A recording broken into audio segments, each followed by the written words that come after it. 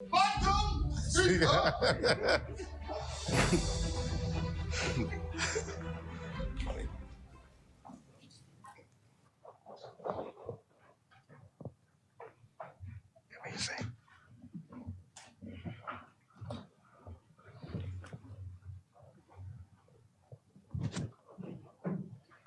morning to everybody in this honorable house this morning. It's a privilege and a pleasure of mine to be back in here. First, let me give respect to the Spirit of God, which indeed in charge ahead of my life. We're going to read this scripture. There's a familiar scripture, 1 or 2 words, Psalms 23. We all know it. It says that the Lord is my shepherd, I shall not want. He maketh me to lie down in green pastures. He leadeth me beside the still waters. He restoreth my soul. He leadeth me beside the still waters. He restoreth my soul. In the paths of righteousness for his name's sake. I don't like these Bible on these phones. Say, yea, though I walk through the valley and the shadow of death, I shall fear no evil. Amen. That's my amen corner. Come on. For thou art with me. Come on, children. Come on, opposition leader. Hey. Come on, deputy leader. Yes. All the days. Forever and ever. You'll dwell in the house of the Lord. I hate these Bible phones. I don't know. But anyway, I start toting my big Bible from after today. Amen. Let us pray. This the nugget for the day, Reverend Dr. Honorable O.B. Wilshcombe, is the Lord is your shepherd. We shall not want. Don't mind those Satan rages. We shall not be defeated. Lock kitchen, look at you already now. Lock kitchen on your chest. You all know the routine. Can't find your chest, find your breast, find something. I don't know, but bow your heads and close your eye. Oh, gracious Heavenly Father, we thank you today. Oh, how sweet the name of Jesus sound, God, in every believer's ear. You soothe our sorrow and you drive away all our fear. We know, God, that you is our shepherd. You are our protector. You are our provider, God. We thank you, God, and we decree and we declare, God, great things for this Commonwealth of the Bahamas. God, we ask you, God, to bless us in a special way. We know, God, that no weapon formed against us shall prosper. It might form, Lord, but it will not prosper. We thank you for your grace and your mercy, God, will lead us on to Canaan fair and happy land. And thou hast taught us to say, children, our Father, thy will be done on earth. Give us this day our daily bread, and forgive us our trespasses, as we forgive those who trespass against us. And lead us not into temptation, but deliver us from evil. For thine is the kingdom, the power, and the glory, forever and ever. Amen. May the peace of God be with you, that passes all understanding.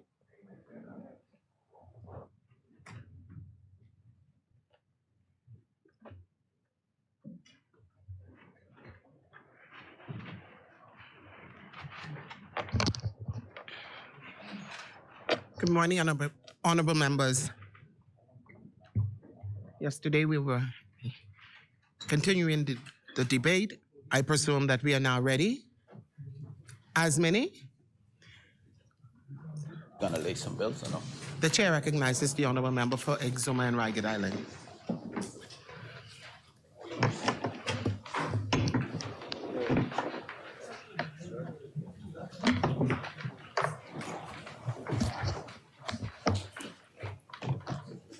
Madam Speaker, thank you.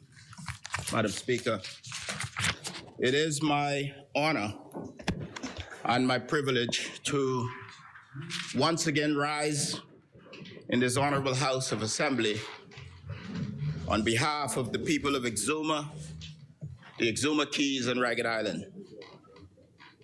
I thank God for his goodness and his mercies.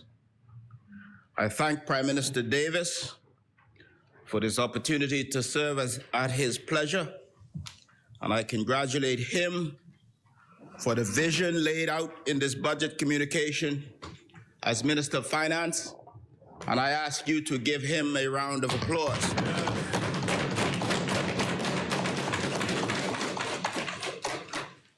As has been established, this is the first substantive budget of this PLP administration.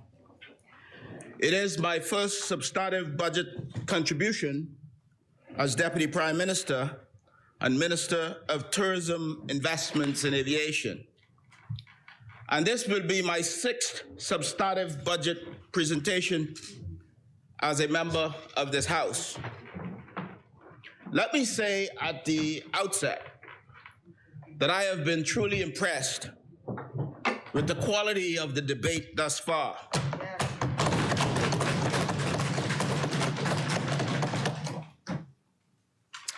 Unlike in previous years, member after member focused on hope and not hurt. Programs and not politics. Engineering and not electioneering. Passion and people and not petty vitriolic nonsense.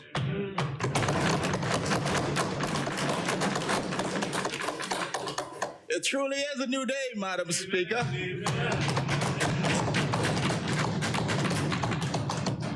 June 24th, next week, will make 5 years to the day when I first sat in this House. I won my seat in Parliament as one of 4 members of the Progressive Liberal Party to successfully contest the May 10th, 2017 general election. And you may remember they said we all could come to Parliament for the opening riding in a Suzuki Swift. That date will likely be remembered in the collective consciousness of the Bahamas as perhaps one of our darkest days, as it ushered in the Minister administration, who in my mind, there is no doubt, displayed the worst performance of any administration in the history of the modern Bahamas. That's right, the worst Prime Minister in the history of the modern Bahamas. I sat here and I watched the bumbling and blame casting and the pandering and the nonsense perpetrated by the last executive. And I endured many indignities for speaking truth and sense to power. We were ridiculed by many opposite and treated most unfairly by the last Speaker of this House of Assembly, who himself has earned his place in history right beside his Prime Minister.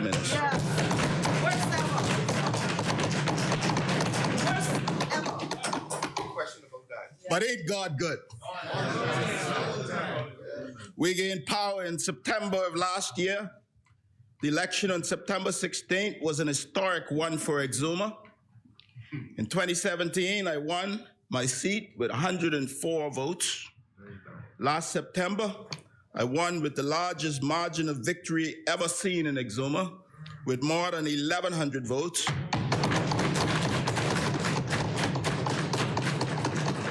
Receiving 3 times as many votes as my opponent. Ain't God good?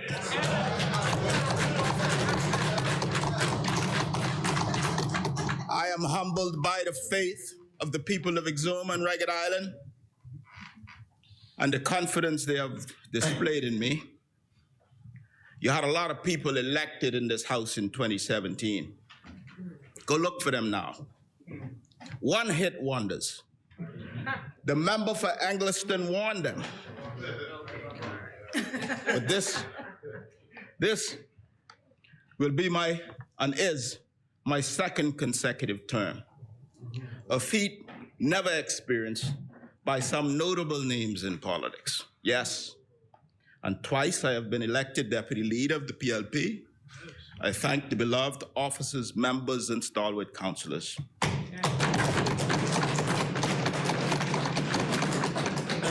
I promise to continue to uphold the philosophies and core values of our founders. The people of Exuma and Ragged Island know they're in good hands, safe, steady, and sure hands with Team Cooper and the PLP. As I said, there were only 4 of us in the House and 35 of them. But we held our own and then some. And here we are. Now I have the honor to have been appointed Deputy Prime Minister, and I've also been blessed to have been appointed Minister of Tourism, Investments, and Aviation.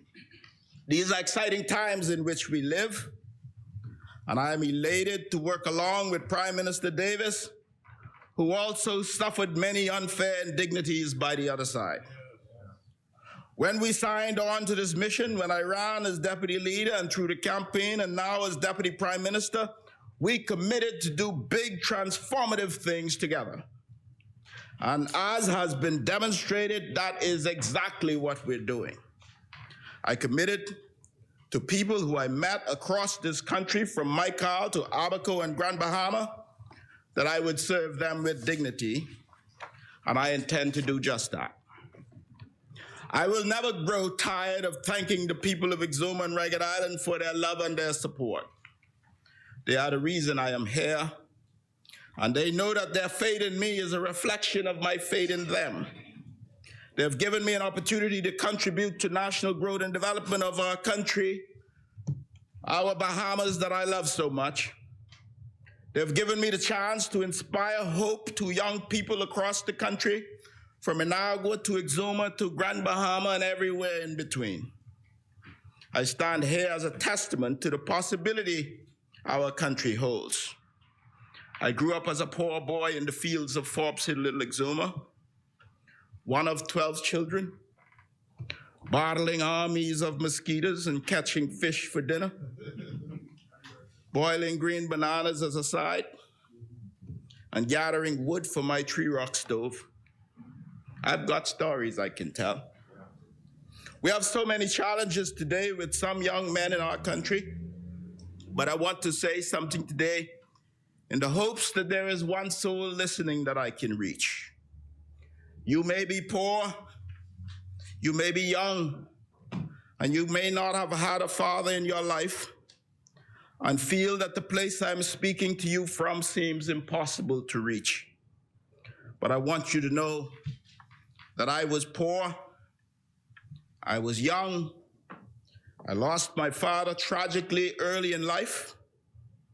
I came from one of the smallest and most obscure communities in this country, but I want you to know this is your country. There is a seat at the table for you and for you. Our founding fathers fought for it so that we could make of it what we would. If I can come from poverty and obscurity to reach one of the highest positions in this country, then so can you.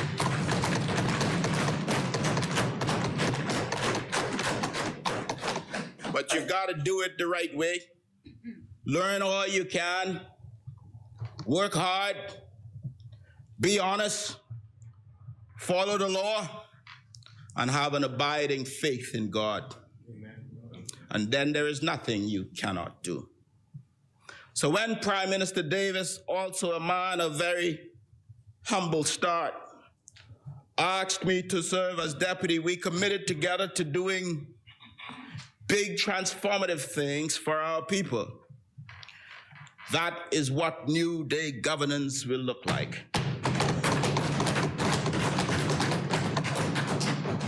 Madam Speaker, as I turn to the budget itself, it is aptly named The Way Forward. You know, in my time since becoming Minister of Tourism, I've learned this. If you don't tell your story, somebody else will. And therefore, I find it interesting. I didn't say shocking or surprising, but interesting that members opposite have been so fiercely critical of this budget. But they have no moral standing to make such criticisms. The member for East Grand Bahama, who was the blue-eyed boy, so to speak, the member for Marco City, also sat at the table of collective responsibility. That's right. I now find it laughable now that he has found his voice.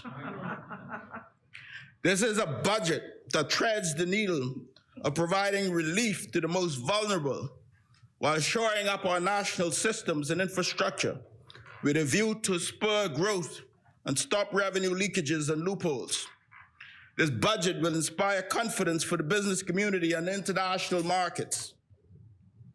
Just last week, we placed nearly $400 million in bonds on the international markets and attracted relatively favorable rates in a tough market, especially so for such a small offering, an emerging market issuer.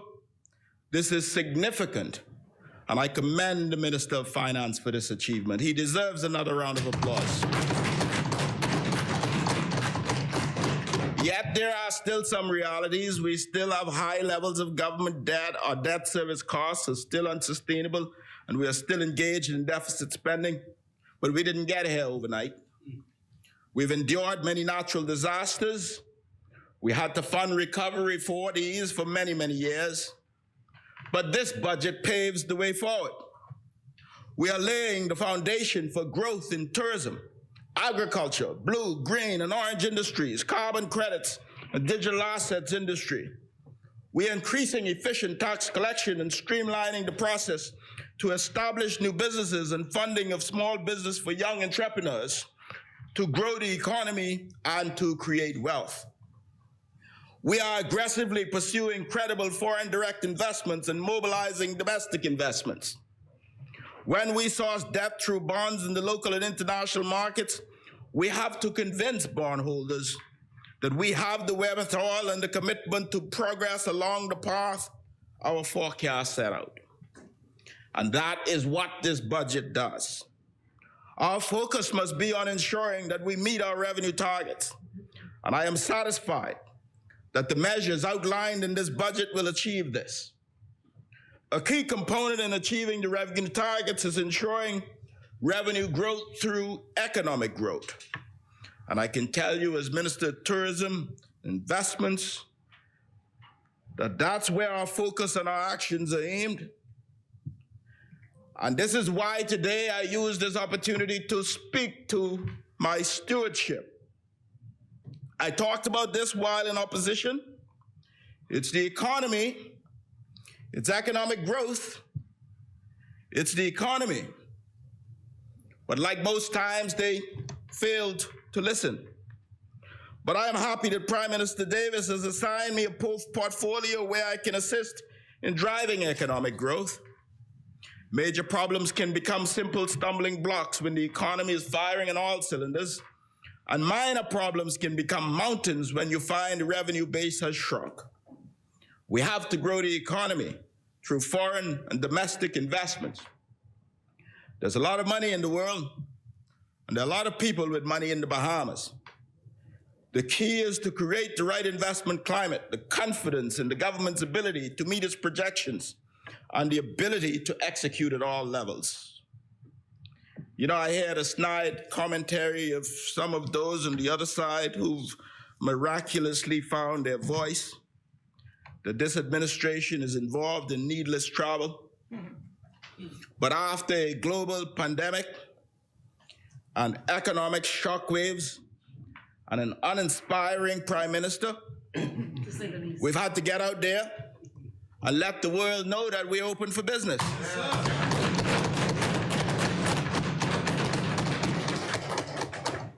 I came back from the Middle East. I'll talk more about that today, but we made incredible connections on a trip that was mostly paid for by our friends. But even if we paid for it, in my estimation, it would be well worth it. Yes. You see, as a businessman, I know that business works by creating connections and explaining your value proposition. And at some point in this parliament, we have to elevate the level of thinking that we put out there for our people to pick up. We can't all hide in silos because we don't want to make it seem like we're living too large. We must now deliver value for money. And that is what we will do. I come from an insurance background. And if you sat in the office all day waiting for clients to come to you, you'd go out of business. Nothing happens until something is sold. Nothing happens until a deal is closed. And that's why we have to be on the road, looking for opportunities to create jobs, to create businesses, and to create wealth for our people. So we have to let the world know we're open for business and we want to attract meaningful investments to this country and open avenues for those in this country to invest and grow as well. We have so far approved more than $2.5 billion in investments, $2.5 billion with a B. We have to be strategic in growing tourism as our bread and butter. I'm from Exuma. Tourism has rocketed the progress of our people there. What we're doing is getting more worthwhile investments in Exuma too. So far, we have approved $700 million for Exuma alone. New school coming. But not just for Exuma. More is coming on Grand Bahama, on New Providence, in Michael, on Abaco, and in Lustra too.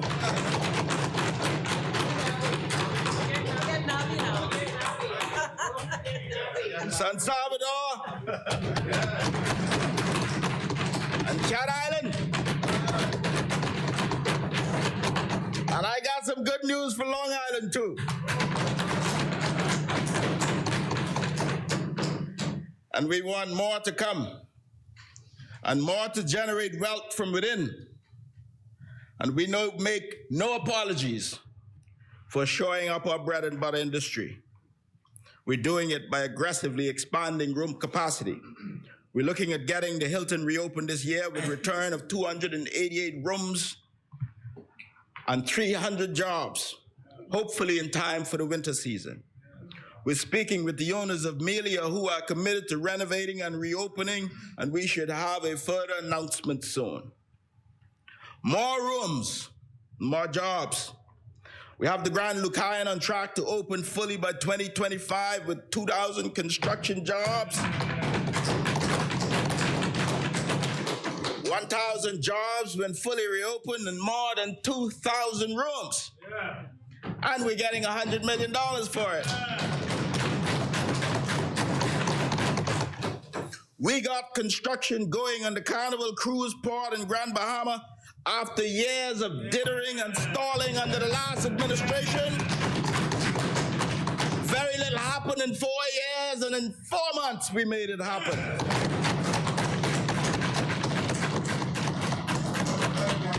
All you have to do is to go to Grand Bahama. That's right. See it. Talk to the Grand Bahamians. Honorable member. To understand what this means for our economy. Honorable member.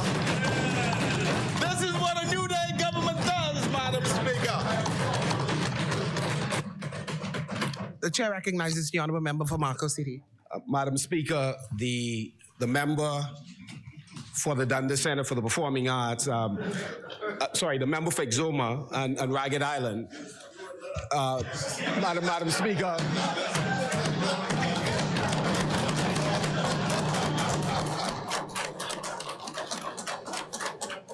Madam Speaker, the member is fully aware that work was done during the course of the last 4.5 years. The last 4 months, this administration has not done the heavy lifting relative to Carnival, but is simply closing the deal on what has been done over the course of the last 4.5 years. So I want to speak not to those that bomb on the desk, but to members of the public that we played a pivotal role, and governments are continuous. So what this administration, what the appeal, I'm on my feet. So what the Progressive Liberal Party did prior to 2017 was continued over the last 4.5 years, and this administration is continuing that work. And I believe the public is smart enough to know that. Thank you, honorable member. You may continue, honorable member. Don't forget Obama. Madam Speaker, I hope that the member for Grand Bahama And you got a bond on your back. who has now found his voice, has also found the Oban files.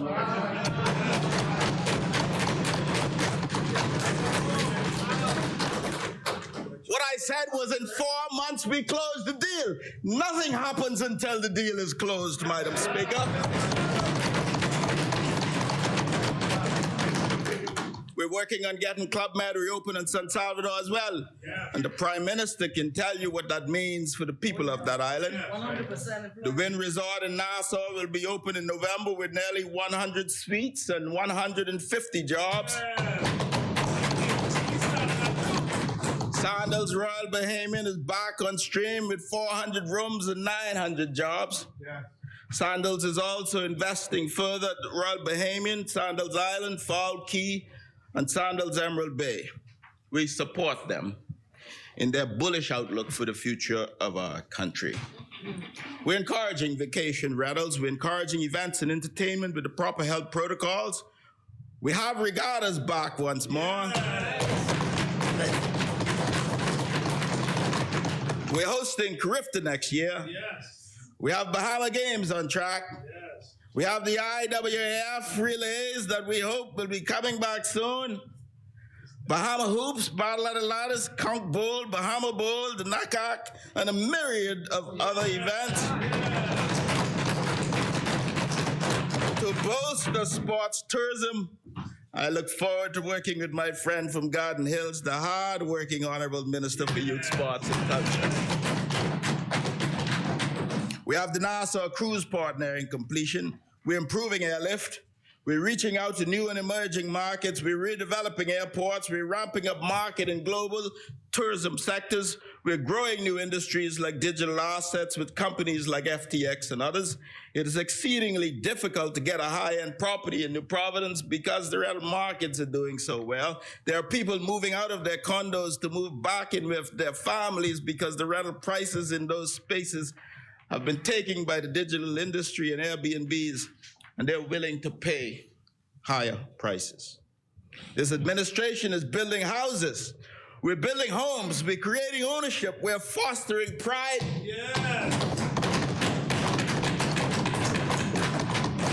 Thanks to my friend, the dynamic member for Elizabeth, Jobeth Colby Davis. We're not just auctioning off service lots. That's the lazy way out.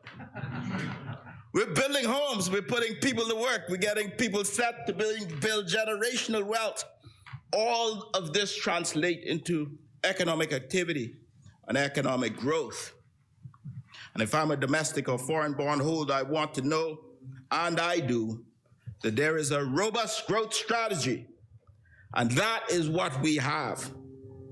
We also have to let the world know that it is safe amid a global pandemic to come to the many islands of the Bahamas.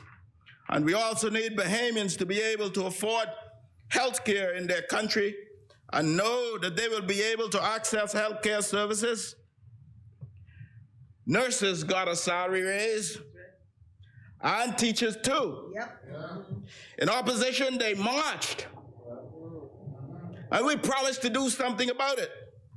We're sourcing more doctors and nurses to work in our hospitals. As promised, we have provided free masks and free testing. We're building a new hospital in Grand Bahama.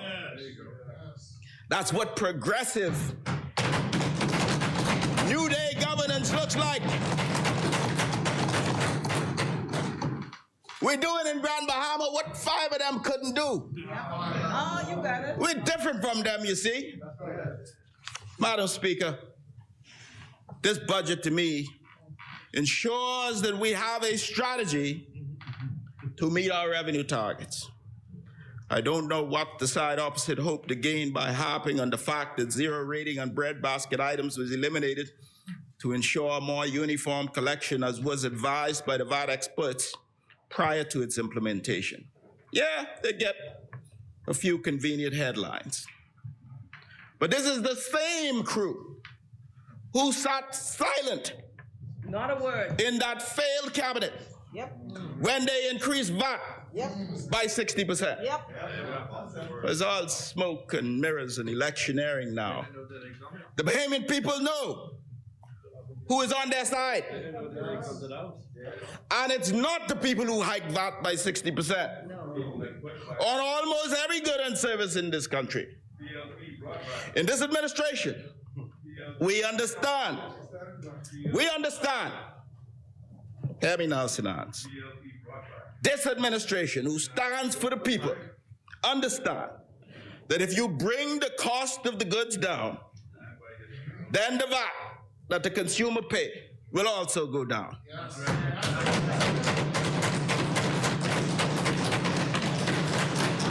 So we had a government, we ain't here to be scaring people about VAT being implemented on breadbasket items. We deliberately reduced the duty on over 3 dozen widely consumed food items in order to ensure that the price of food would go down. More healthy food at more healthy prices. That's what good governance is all about. And already you have the largest grocery store chains announcing a drop in prices of many items with more to come. This is direct relief to the consumers and helps the economy grow through consumer confidence. For the poor, the average working class Bahamian and the average business owner, we have not only implemented no new taxes, but we have lowered taxes by taking VAT from 12 to 10%. We don't tax mom over at Superwash by hiking VAT up. We look to those who can afford to pay, and we have them pay their fair share. We're now putting VAT on yacht charters. Some people will little antsy about this, but for far too long, these charter companies have been charging sometimes up to $50,000 a day, enjoying our waters, catching our fish, using our resources and environment without paying their fair share, what is commensurate to keep our environment clean and safe. I've attended major boat shows in the US, and I can tell you that this is not a major point of concern for most yacht charter companies. We're also imposing penalties for the rental of boats, particularly a problem in the Family Islands without licenses. This creates great difficulty for many different agencies in our country and people who want to do it legitimately. No license often means no insurance and no guarantee that the vessels are safe. It also is grossly unfair to those who are properly registering their boats. And there will also be penalties for those who rent cars without a proper license to do so. People who invest properly in their car rental business and go through the proper channels are only asking the government for basic fairness. We're going to collect VAT on vacation rentals too. It's only fair that they're subject to taxation and entire rental costs, as are hotels and guest houses. In terms of tax relief, we're expanding the exemption in VAT for home ownership. This means more people are building or buying their first home will be helped in the process of home ownership. And we're not targeting the rich by raising the cap on real property tax either. We're saying the system was not equitable in that those whose homes have tremendous value were paying the same rate as those who had homes that were valued for less. So yes, we raised the cap from 60,000 to 100,000. That's fair. And before the other side attempt to sow seeds of confusion, as they like to do, let me say that your home has to be worth just shy of $20 million to get a $120,000 property tax bill. We can't seriously believe that an extra $60,000 per year is going to be a great headache for someone who owns a $20,000 home, $20 million home. However, the government of Bahamas needs the revenue to build roads and schools and to provide social relief to the least amongst us. Madam Speaker, at the same time, we want to do all we can to make sure Bahamians can afford to live and live well in the Bahamas. If there is one thing that keeps me up at night, it's the increasing cost of prices being experienced in much of the world. The impact that this is having on the poor and the middle class pains my heart. The supply chain issues brought on by COVID and the challenges being wrought by the war in the Ukraine continue to send waves through the global economy. Your government has responded with significant reductions in customs duties, translating positively at the cash registers. Yes. Your government responded through significant support for BAMSI. Yes. We responded with increased enforcement of price controls. Yes. We responded with an increase in the minimum wage for public servants, with the private sector to follow. Yes. We're investing in our police, defense, correctional services to attack crime issues from all angles. Our response includes an increase in social services assistance in an orderly way. Yeah. It includes a lump sum of $500 for pensioners and those who were receiving unemployment assistance, and for vendors in Grand Bahama too. Yeah. It includes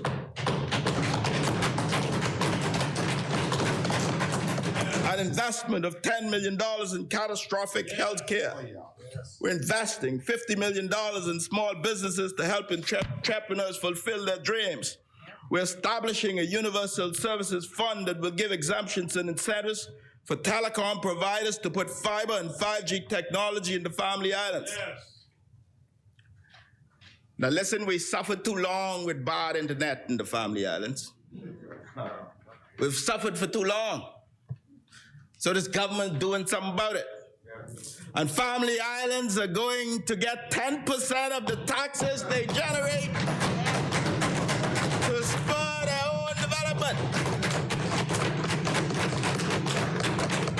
You know, when I campaigned in 2017, I said to the people of Exuma, and my colleague John Pinder said this in Abaco too, Exuma is contributing significantly to the consolidated fund, but we're getting very little back. And for the very first time, we're doing something about it with the Family Island Development Fund. That's right. Yes. Oh, yeah. Yes. Yep. We're investing in affordable home ownership. We're reforming the energy with clean and more affordable energy. We've reduced duty on electric vehicles to 10%. We've approved a 60 megawatt, $85 million investment in the solar farm to begin to drive down the cost of energy and the cost of living.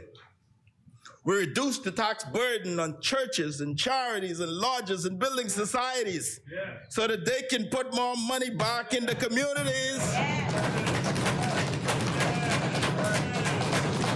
where they have been standing in the gap for the least amongst us for so long.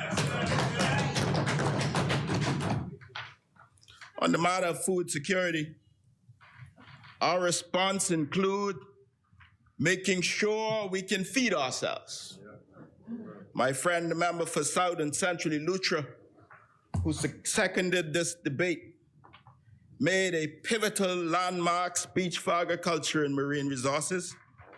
He's doing a phenomenal job as minister.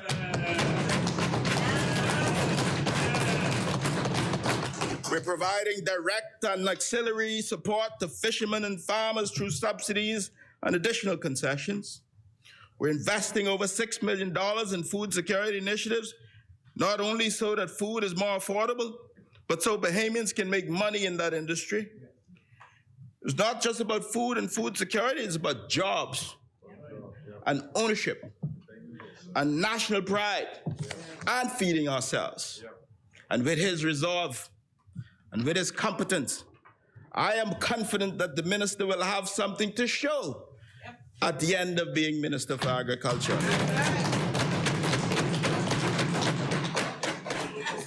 He ain't just talk, you see. He is a doer. And when we question his track record at the end of his term, and when we ask where's the beef,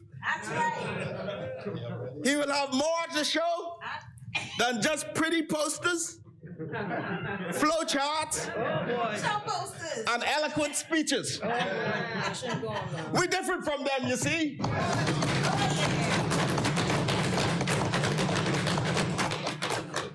We are committed to productive New Day governance.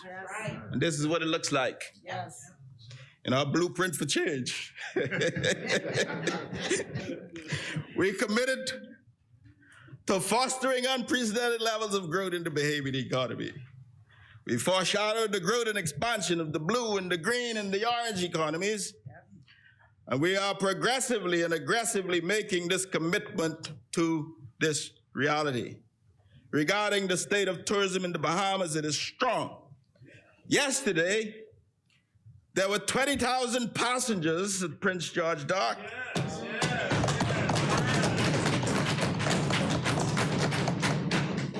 The ships are running 100% occupancy to the Bahamas. Bay Street is buzzing again.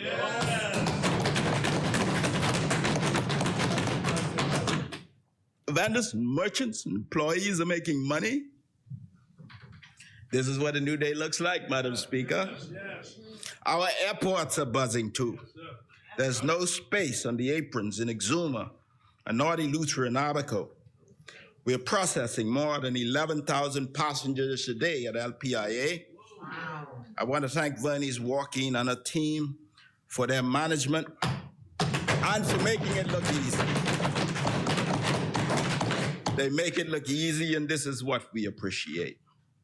Now, when it comes to Grand Bahama, I recall how depressing Grand Bahama Island and the Port Lucaya marketplaces were. I visited Port Lucaya Marketplace with my colleague, Minister for Grand Bahama, and I was brought to tears that day by what I saw. The place was dead. Vendors were depressed. People carried their foreclosure letters and their eviction notice in their purses.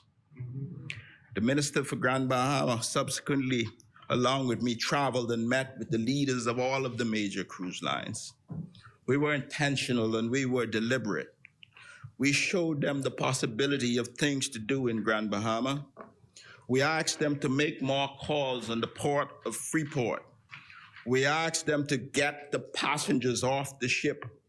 We ramped up the activities and the entertainment at the marketplace.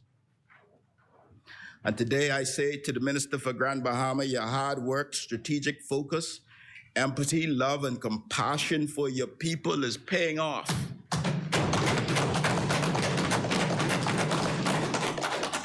Because Grand Bahama is now buzzing. I saw photos yesterday of Tino Beach and my fine team from the Ministry of Tourism who was here, the Deputy Director General Roma, Permanent Secretary Saunders, Senator Randy Roll.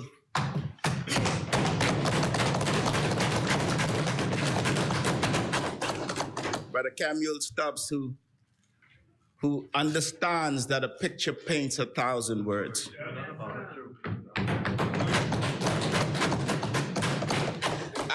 I wish we had some of them pictures here today.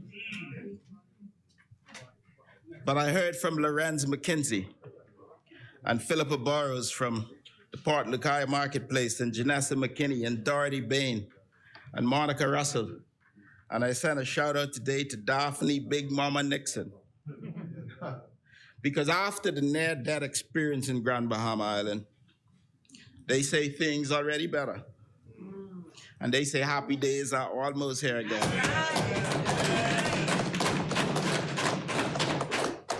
On Monday, this week, we welcome more than 4,000 visitors, with more than 3,000 of them leaving the Carnival Magic. On Tuesday, the Norwegian Sky came. On Wednesday, the Carnival Glory arrived. On Friday, we have the Carnival Legend in the port of Freeport. This means money in the pocket for taxi drivers and tour operators and vendors and artists and artisans and restaurants and retail. This is what a caring New Day government does, Madam Speaker. But we can do more and we will. As I said earlier, we recognize that foreign direct investment continues to be the fastest way to grow our economy. We need to find a way to grow our economy consistently by at least 5% per annum to generate the revenues and jobs we need to support our economy and our people, including the thousands of people the Honorable Minister of education will be graduating from high school this month. We want them to know that we're working for them. The UNWTO, the WTTC, and Forward Keys predict we have every reason to expect a full and stronger recovery of tourism and travel over time. In this regard, the UNWTO's panel of experts expects better prospects for global tourism in 2022, with a rebounding beginning in 2022 and gaining momentum in 2023. We're still growing faster than our counterparts in the Caribbean. That's deserving of a round of applause. The UNWTO has surmised that due to the various effects of the war in the Ukraine, tourism demand may again shift to destinations closer to home or otherwise perceived to be safer. God has still given us the great advantage of close proximity to USA, our key source market. Ultimately, the indications are that there continues to be significant pent-up demand in tourism source markets for places to go, as long as entry requirements are not prohibitive. As long as entry requirements are not prohibitive. Not my words, the UNWTO. Ultimately, the indications are that this pent-up demand is likely to continue this rebound over the course of time. The Caribbean and the Bahamas have significantly outperformed the expected scenarios. And in 2021, according to UNWTO, the Caribbean recorded the best performance by sub-region, with the Caribbean share of global tourist stopover arrivals increasing to 3.6% from the usual 2%. A recent study by Forward Keys concluded that even in the face of worsening COVID situations, people still want to travel and are only deterred by how governments react to the shifting pandemic conditions. The WTTC, and I quote these respected international organizations, because when I tell you that we're doing well, when I tell you we're rebounding faster than the Caribbean, when I tell you the Caribbean is rebounding faster than the world, I don't want you to take my word for it. I want you to look at what the respected international organizations in the world say. They say contribution to the Caribbean GDP could grow by 6.7% annually over the next decade, outstripping the overall economic growth rate. We have seen tourism rebound to levels that are similar to 2019 records pre-pandemic, but we are still not quite there yet. This is due to numerous factors that might be obvious, but are critical to how we move forward. The rules regarding air travel and the changing guidelines have reshaped the airline landscape, and we've had to adjust. We will continue to do so. Our goal is to encourage more flights from our key markets so that we can get more people here safely, quickly, and affordably, whilst protecting public health. Yes, I support the review of travel testing rules. We must continue to reduce the friction as we ramp up for the summer months. And therefore, Madam Speaker, I am pleased to announce that the Cabinet of the Bahamas has approved the elimination of the Bahamas Travel Health Visa.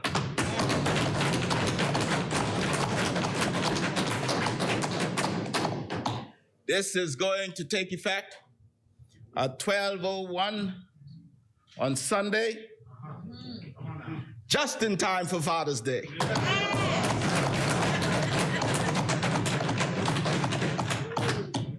In addition to international airlines, we're also engaging the locally based airlines. I just recently announced that Western Air has agreed to fly Fort Lauderdale to Freeport route this summer, and Bahamas Air will fly more routes from Fort Lauderdale and Orlando. And on November 10, an inaugural Bahamas Air flight will be direct from Charlotte, North Carolina to Freeport and Nassau. You see, we are using Bahamas Air strategically. Right. The Director of Aviation is here, and he will know that over the last 5 years, we have provided subventions for Bahamas Air. in the region of $150 million over the last 5 years. And we must fix this. You're a real minister of tourism. But, You had one for a while. but, in the interim, we're gonna change the way that we look at this. We're going to look at it as an investment in tourism, and we're going to ensure that if we are there for Bahamas Air is going to be there for us, and we're going to ensure that we're getting value for our money. We're going to assess the economic benefit of our investment in Bahamas Air, and they're going to bring heads to put in beds. That's what we're going to do. One of the main things we want to focus on is doubling the number of stopover visitors to the Bahamas in 3 years. It sounds aggressive, but simply put, they spend more.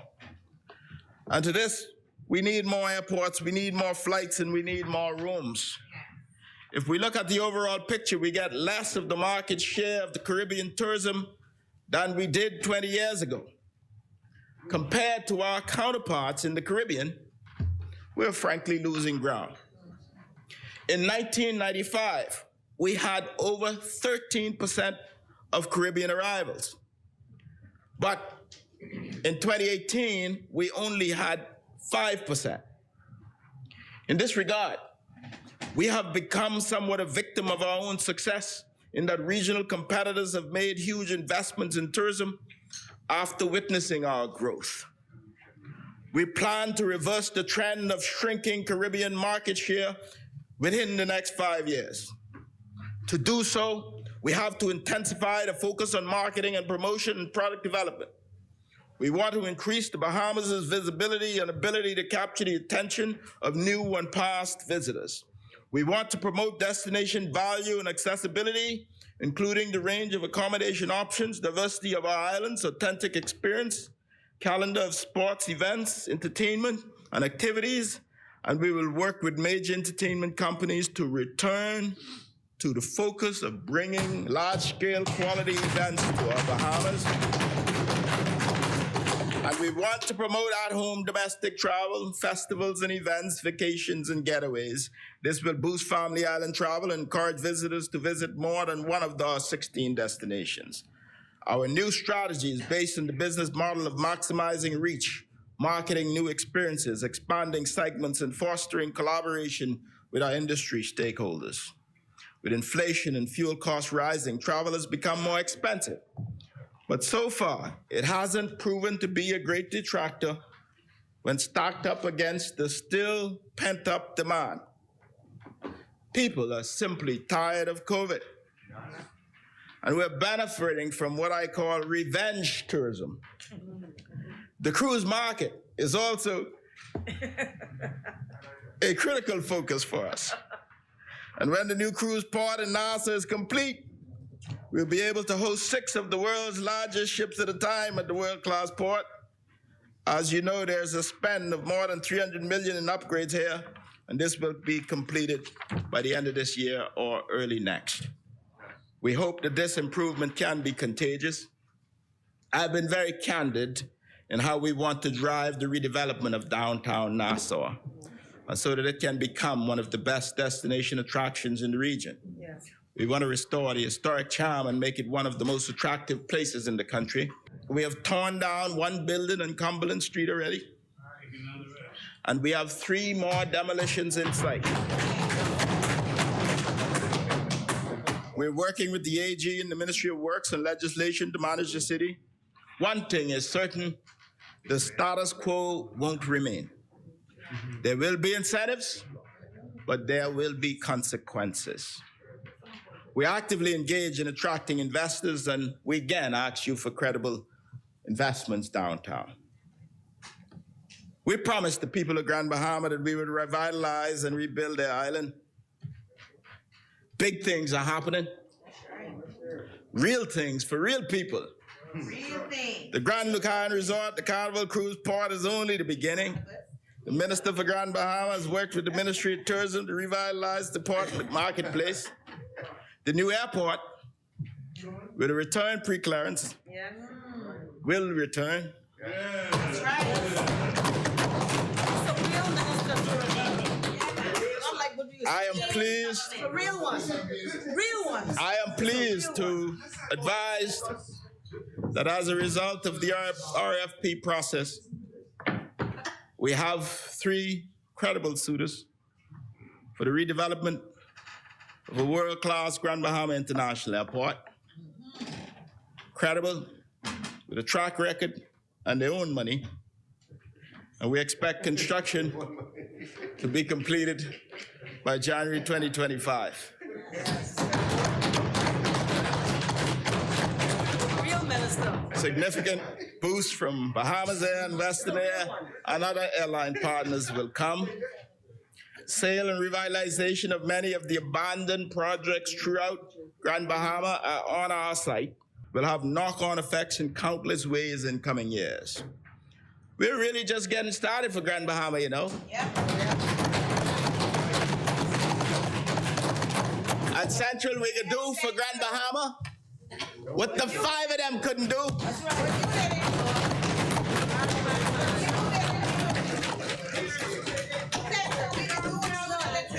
Because we're different from them, you see. We're in action. We plan to continue to attract big investors to Grand Bahama. Real minister. And there are some in the pipeline. The Minister for Grand Bahama talked about the $500 million investment in the Grand Bahama shipyard. The sale of Equinor South Riding Point Terminal will bring significant boost to the industrial sector. Yes. Just as we done with the Carnival Port, we can get these out of the pipelines too. All of these will be buttressed by the new hospital already announced by the Ministry of Health. It's a new day.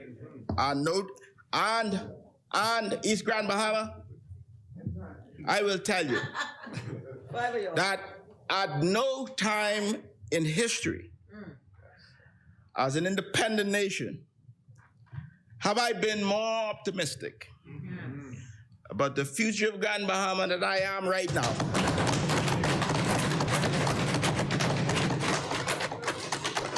Grand Bahama, I tell you, your government working for you?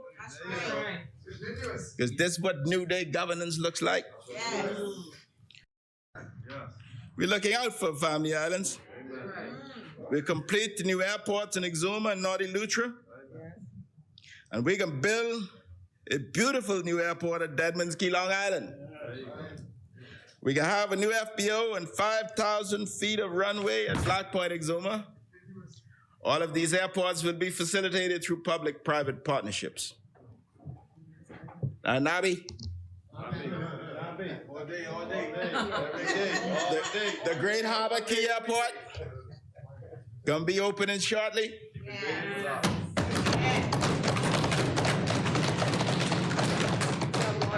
With new opportunities for jobs and retail opportunities.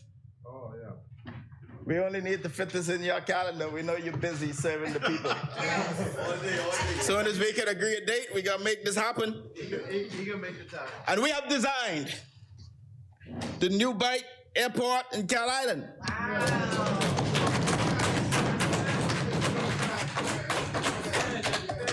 And we will shortly engage interested partners with the PPP. And we expect construction to begin early 2023. There you go. Cal Island, I want you to know your MP is working for you.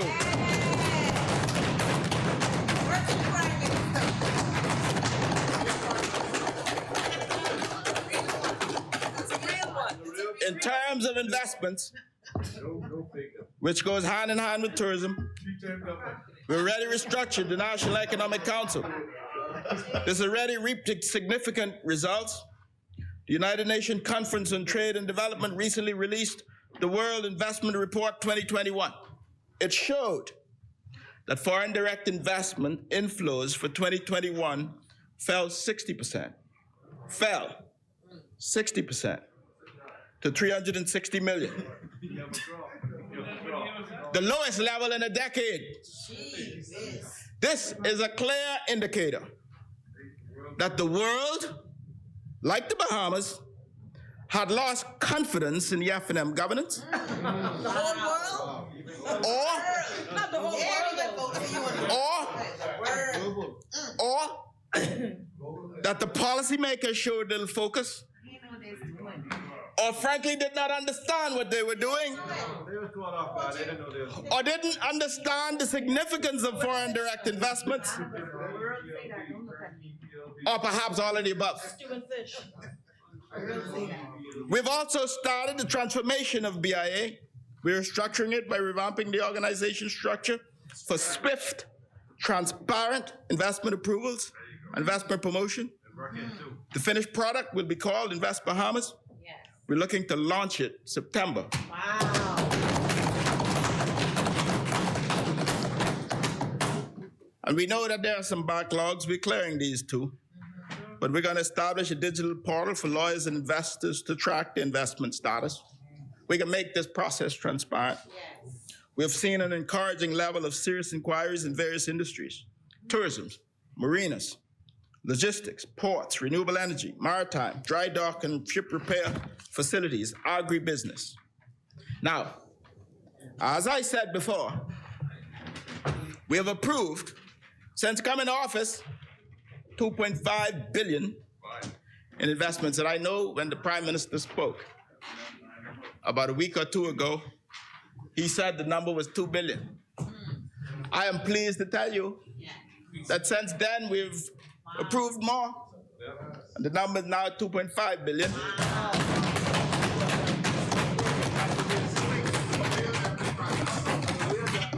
$700 million in Exuma.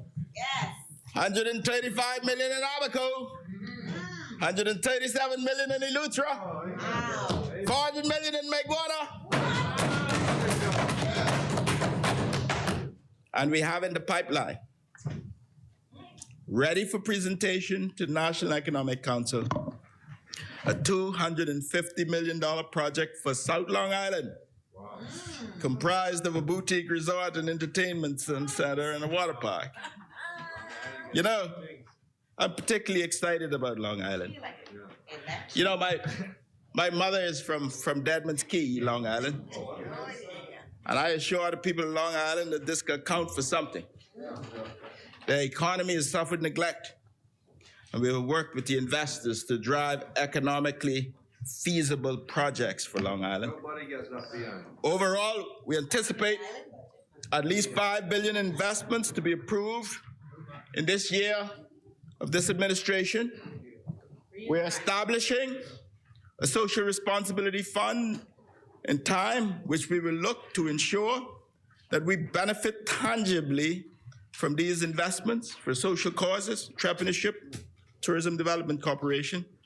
I mentioned we're undertaking a shovel-ready project initiative in which all large and small resorts and projects that were not completed or failed will be matched with appropriate investors. We're building an airport in New Bight Cat Island, Prime Minister.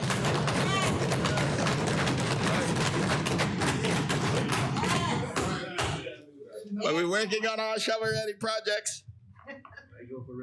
The live database will present projects with all approvals subject only to financing and due diligence of the investors. We're also creating a digital asset crypto desk to fast-track, facilitate, and support new businesses coming to the country to support the international buzz and the energy that's being spearheaded in this industry by our beloved Prime Minister. We're also undertaking a review of concessions being offered for investments to see where we can rationalize them whilst ensuring that we continue to be competitive. We must not give away the shop to investors for a bowl of porridge. We must not give away the shop to investors for a bowl of porridge, East Grand Bahama. Repeat that. Let me say that one more time.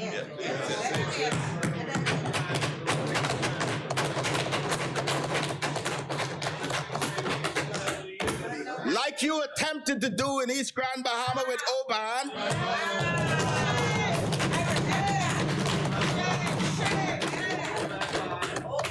we're not going to give away the shop to investors for bowl of porridge. Only talk if you tell us that. And we're sure the Bahamian people. Give our country away, man. Honorable member, the chair recognizes the honorable member for East Grand Bahama. I do not want to interrupt the member.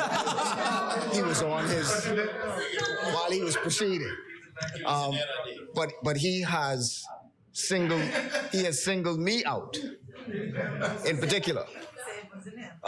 He has said the member for East Grand Bahama gave concessions. I don't give concessions. Never did. You just censored yourself. So I would ask him to withdraw the remark. Gave concessions.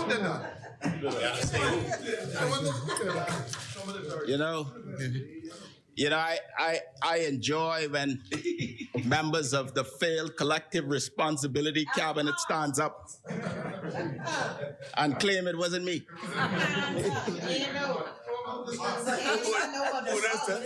In East Grand Bahama,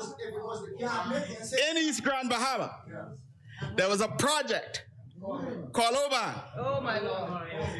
The member of Parliament for East Grand Bahama sat in that cabinet that approved the giving away of our land and our concessions for a bowl of porridge. I know that's a bunch of charlatans. Yes, they were charlatans. Thank you for allowing me to say that again. A bunch of charlatans. Mr. Kruger, remember Mr. Kruger? One in the United States.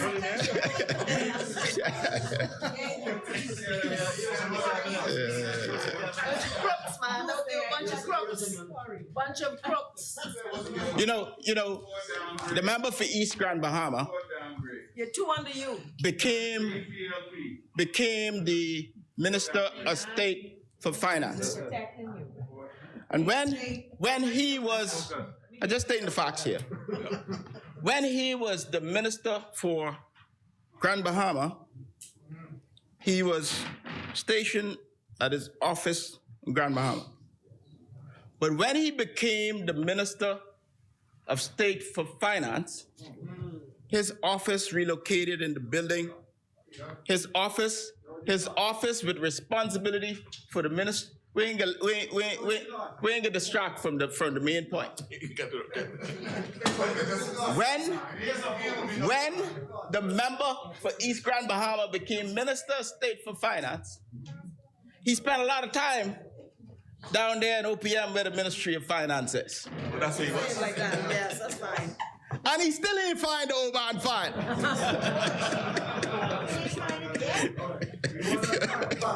There it is.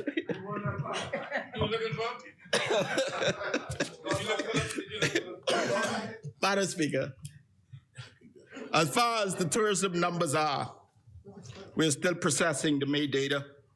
We hope to have that in the next few days. But I can say that foreign air and sea arrivals to the Bahamas from January to April this year totaled 1.9 million visitors. 1.9 million visitors. Of that number, just over to April. Of that number, over 460 visitors were stopover visitors. In April alone, we had 590,000 visitors by air and sea. Air and sea arrivals through April year to date were up to 950% over the same period in 2021. Air and sea arrivals at the end of April year to date were up 950%. Let me say that another way. There's been a 100%, nearly 1,000% nearly increase in arrivals to the Bahamas for the first 4 months of this year compared to the first 4 months last year. Madam Speaker, I got 4 more pages of really compelling statistics that tell the story. But I'm gonna ask you to log on to Bahamas.com and access this report.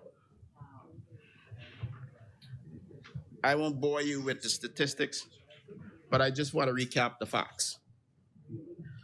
Arrivals up. Occupancy levels at hotels are up. That's it.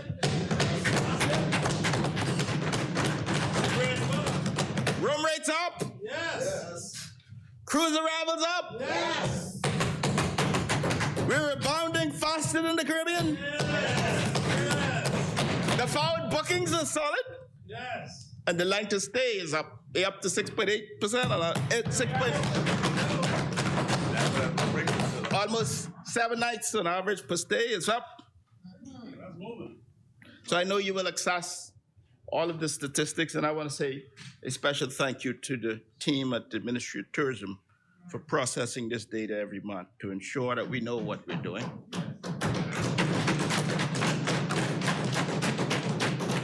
But let me just give you one more statistic. 65 cents out of every dollar we spend. When you buy lunch today, I ask you to remember that 65 cents of that dollar you spent comes from tourism. And I say to the Bahamian people,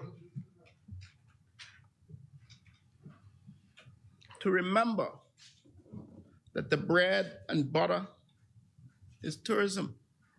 And 65 cents of every dollar you spend for food, for clothes, for school fees comes from tourism.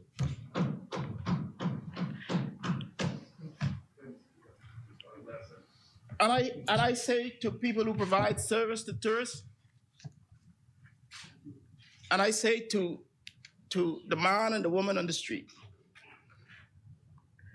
that whenever you think of doing something stupid related to a tourist, remember 65 cents of every dollar we spend comes from tourism.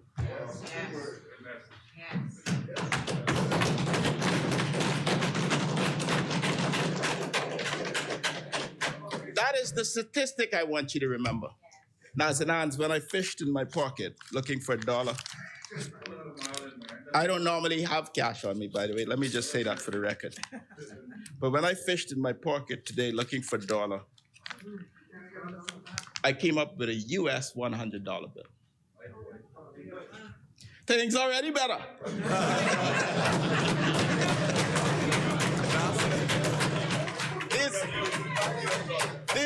This used to be very scarce.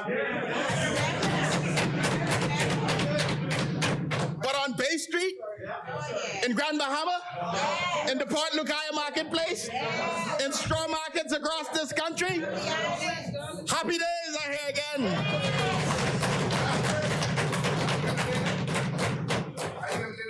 Madam Speaker.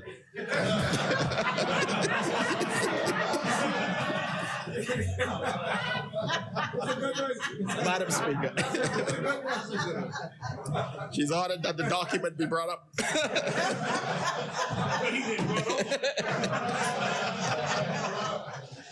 Madam Speaker, what I find very interesting in my time in tourism is the fact that we have tens of millions of people living and traversing Florida. It's 30 minutes away from us. And we get less than 500,000 tourists from this market in a good year.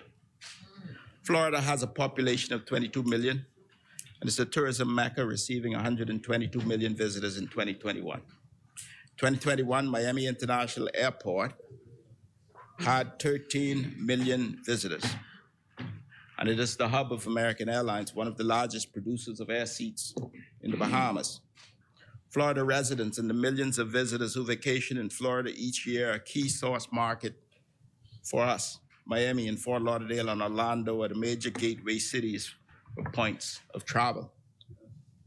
A lot of Bahamians go to Florida, and I believe the estimate is somewhere in the region of $650 million each year we spend in Florida through trade and tourism, and therefore we must find a way to get more reciprocal trade with Florida. They are also strategic connecting hubs for European and Latin American stopover visits to Bahamas. And while proximity is our competitive advantage, we must fix the cost of getting here by air. We will capitalize on our proximity to this large source market by exploiting the lucrative boating, diving, and private aviation segments. We plan to connect with Floridians through a series of lifestyle events that allow for direct engagement and data collection. We will launch a series of coordinated consumer trade and vertical events. And my colleague, the member for South Central Abaco, the Honorable John Pinder, is going to be working diligently in this area. I thank him for his passion to this sector, and I want to tell you he's a pleasure to work with.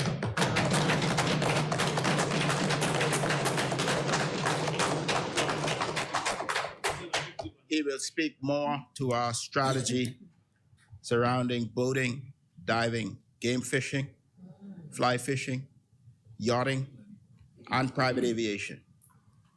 We plan to reestablish our key strategic partnerships with boat manufacturers to create opportunities. We're going to strengthen our FBO and marina relationships. My colleague will speak more to this. Madam Speaker, I am pleased to announce initiatives by my ministry to partner with international film producers to launch in earnest a film industry in the Bahamas.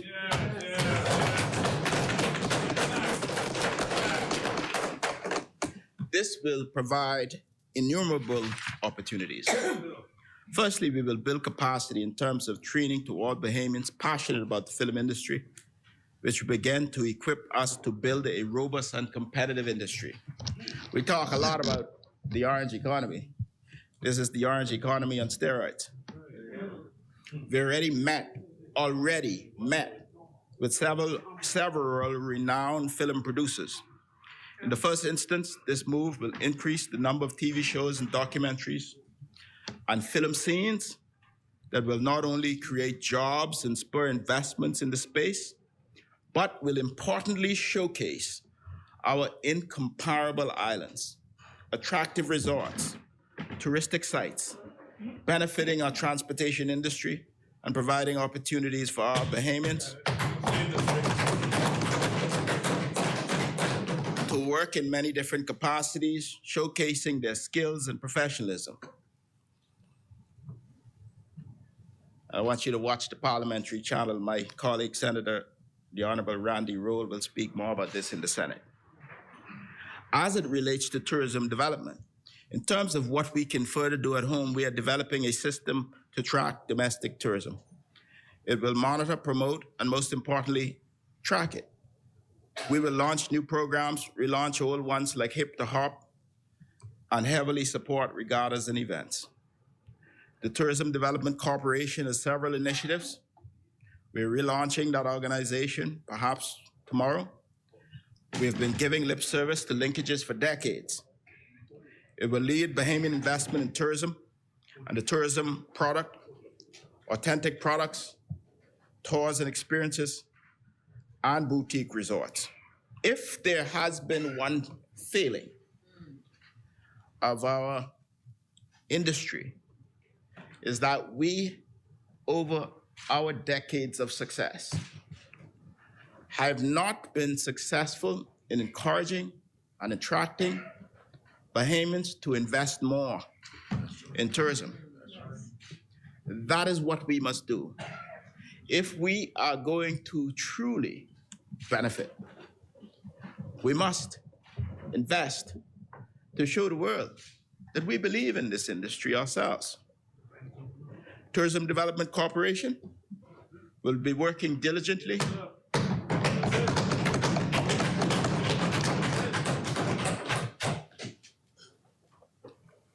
not just on entrepreneurship, but we're going to be looking to see how we can provide jobs as well. When I visited one of the private islands recently, I was alarmed by how many lifeguards I saw. from countries around the world. We know how to be lifeguards. And I've asked the team at Ministry of Tourism to launch a program for lifeguard training for all of these private islands. And I'm pleased to tell you that in the first tranche, to be launched very soon, we're going to be producing 100 lifeguards very soon. It is the vision of the Tourism Development Corporation to start an authentically Bahamian incubation center on Bay Street. Work is actively underway, and we should announce a launch date soon. We're working along with the AMMC, the Antiquities Monuments Commission, to develop historical sites. We'll speak more to this in future. We're focused to work with our stakeholders to get more cruise passengers off the ships. And we are looking to work with Bahamians to develop more tours, authentic experiences, restaurants, clubs, cafes, to enhance the tourist experience to the Bahamas. The Tourism Development Corporation will in earnest be creating partnerships and linkages. No more lip service. It will help to grow the vacation rental markets by incentivizing and encouraging vacation rentals with support through the SBDC, Bahamas Development Bank, the Bahamas Venture Capital Fund. We're going to provide the technical assistance to ensure that investors and business persons are ready. The Nassau Paradise Island Promotion Board will also be looking at recalibrating with them the hotel levy to make it more equitable, to ensure collection, and to manage the distribution of those fees.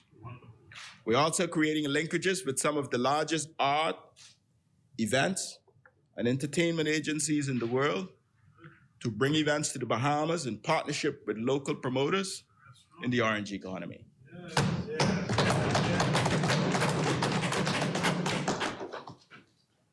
Madam Speaker, there's been a lot of talk about travel, as I mentioned earlier, and I recently want to tell you about my mission to Qatar and the Kingdom of Saudi Arabia. I led the delegation along with Minister Al-Qidas to engage in matters of mutual interest, and we focused heavily around issues related to tourism investments in aviation. In Qatar, we met with the Prime Minister, the Minister of Transport, the acting president of the Qatar Civil Aviation Authority, the CEO of Qatar Airways, head of the Tourism Promotion Board. And whilst we were there, we sought to develop real business opportunities for our country. In principle, we have agreed to terms of memorandum of understanding to establish technical training agreements between Qatar Aviation and Bahamas for continuous technical exchange. Qatar Airways, one of the most successful and profitable airlines in the world, has offered at their expense technical assistance and consultation to Bahamas Air to assess economic benefit, to assess profitability and viability for the future, and to offer recommendations for improving their business model.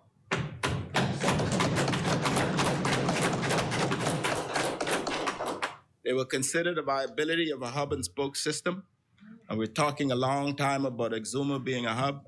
We're gonna ask them to look at the work of the Aviation Task Force for the creation of Exuma as an aviation hub by 2023. Qatar's Ministry of Tourism, Qatar's Aeronautical Academy have agreed technical cooperation to work along with us here in the Bahamas as we launch the first ever Bahamas Aeronautical Academy by 2023.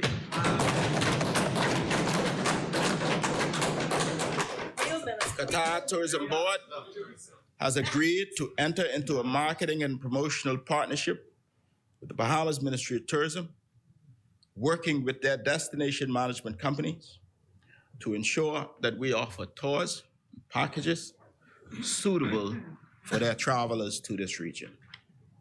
Bahamas Air and Qatar Airways plan on entering an interline agreement to be able to book straight through from Doha to Naughty Lutra, for example, without touching your check bag once.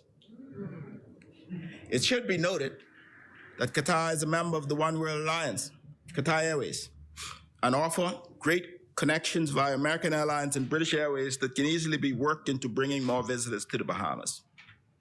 Our vision is to ultimately establish the Bahamas as a hub for passengers and cargo for Latin America, Caribbean market, and onward to the USA, strategically harnessing our pre-clearance. So when I hear all this empty nonsense about travel around the world, I want the Bahamian people to know that when the Prime Minister travels, when his ministers travel, we're working to create jobs and opportunities for them. In the Kingdom of Saudi Arabia, we met with the CEO of the Tourism Development Fund, the Minister of Tourism, the Minister of Investments, and several high-ranking government officials. The Kingdom will share technical assistance and support on tourism development in their markets. The Bahamas will assist the Kingdom through technical cooperation on workforce talent development, sharing some key programs. Hear me now.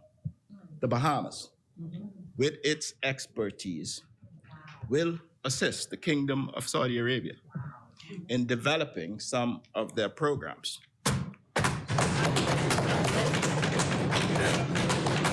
West Grand Bahama, you'll be pleased to know how excited they were with Bahama hosts. Yes. And people to people. Yes. This makes me so proud. Yes. We will enter into MOU on technical cooperation in cruise tourism development. We could teach them a thing or two there too. Yes. That's right.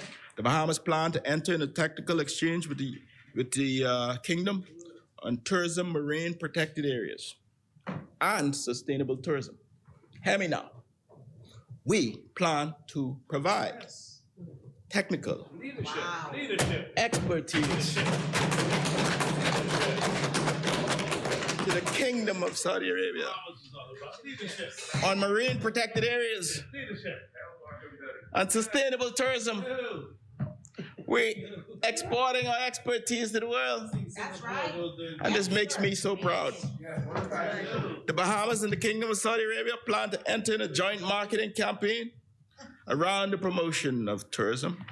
They're going to help us, advise us on how to market, working with Saudi holidays to get their citizens to come to our country.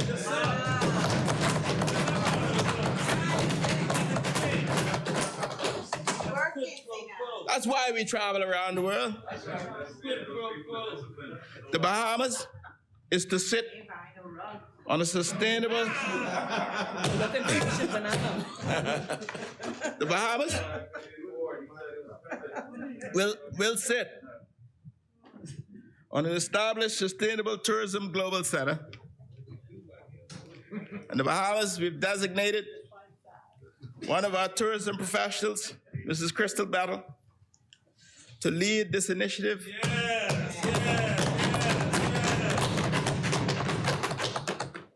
We're exporting our expertise. Yes, sir. This makes me so proud. Yes, sir. Yes, sir. This work will support advocacy. The advocacy for climate change mitigation, already driven by our Prime Minister. Yes, sir. Yes, sir. Yes, sir. Yes, sir. We become world leaders on the subject. That's right. We will advance this agenda via the UNWTO as we make the case for small island developing states who are dependent on tourism. It is distressing, and we will say so, supported by our friends in the Middle East, that there is no entity like the UNWTO that came to support vulnerable small countries dependent on tourism during the plight of Dorian and COVID. We're going to leverage our connections in the world. Our friends will speak with us. There must be more equity for small nations who are impacted.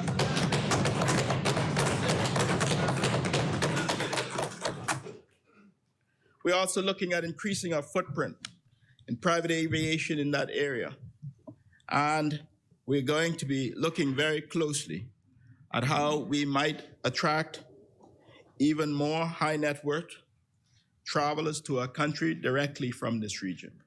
We continue, and our colleague, Minister, the member for South and Central Abaco, will speak a lot about private aviation as well. We're developing our Aeronautical Institute early 2023. I'm pleased to tell you we are going to be recruiting, in the first instance, 30 new air traffic controllers.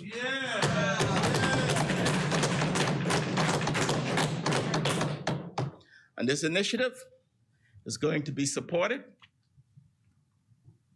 by the Qatar Civil Aviation Authority at their cost. Over time, we will build capacity in aviation, navigation, in engineering, and aviation regulation.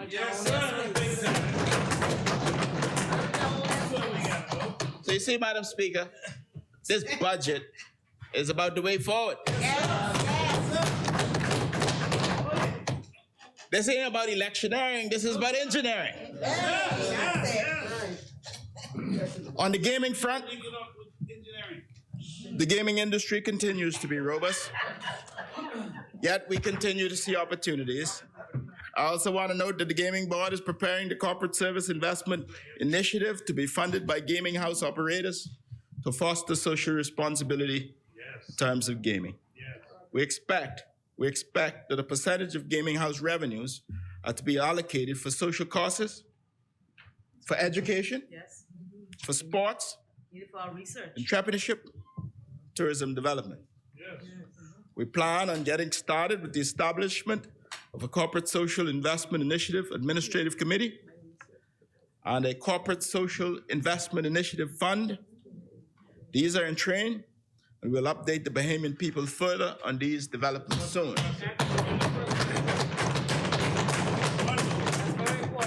I want to sincerely thank the management of the Gaming Board, and most importantly, the chairman who is driving this initiative, former Cabinet Minister, Dr. Donnie Johnson. Madam Speaker, I never miss an opportunity to talk a little bit about Exuma and Reggae.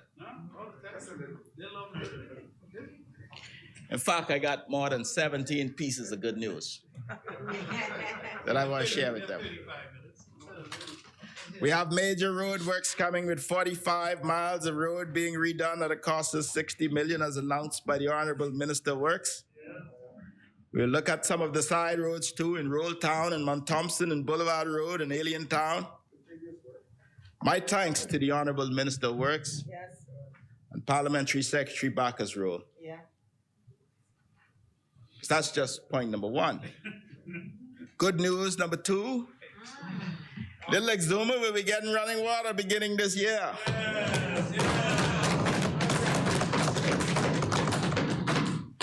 Parliamentary will be getting potable water too. And that will be facilitated in part through a public-private partnership already committed. I want to say a special thanks again to the Minister of Works and his Parliamentary Secretary. Good news number four. The work on the international airport is going to resume shortly, and I want to thank the Honorable Minister of Finance. I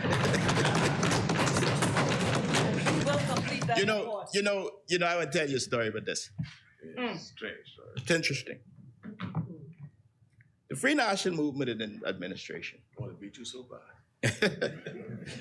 just before the elections, decided that they're going to start to build an airport in Exuma. They had no plans for funding. They now owe the contractor $10 million.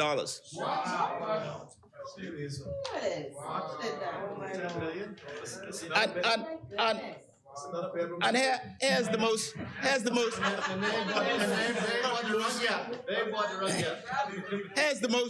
the most egregious part. The chair recognizes the honorable member for East Grand Bahama.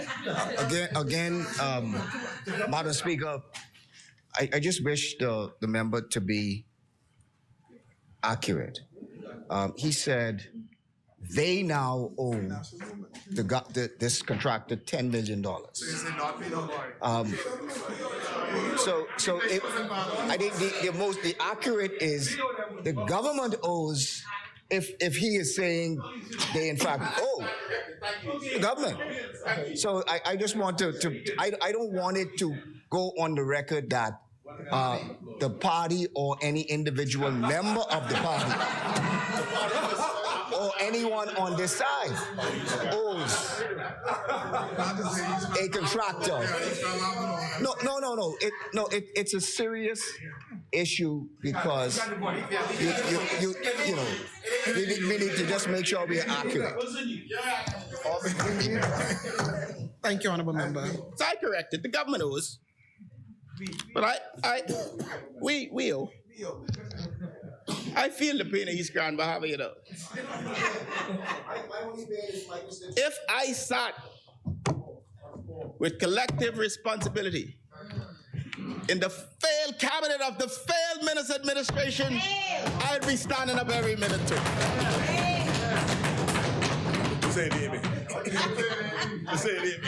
But let me get back to the $10 million story. So they wanted to beat me in Exuma. Oh, yeah, bad. Wow. They had some serious electioneering going on. So I showed up to the groundbreaking ceremony uninvited. They didn't invite me to the groundbreaking ceremony, Madam Speaker. As a duly elected member of Parliament, they didn't invite me. They invite your opponent? They invite your opponent.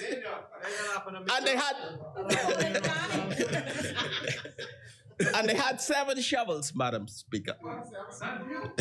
7. One for the opponent. Perspective. Don't tell me that.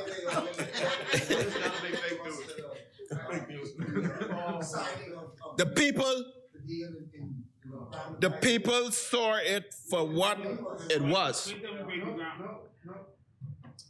And the people recognized that it was through my advocacy and it was through my agitation that would finally bring this airport to fruition.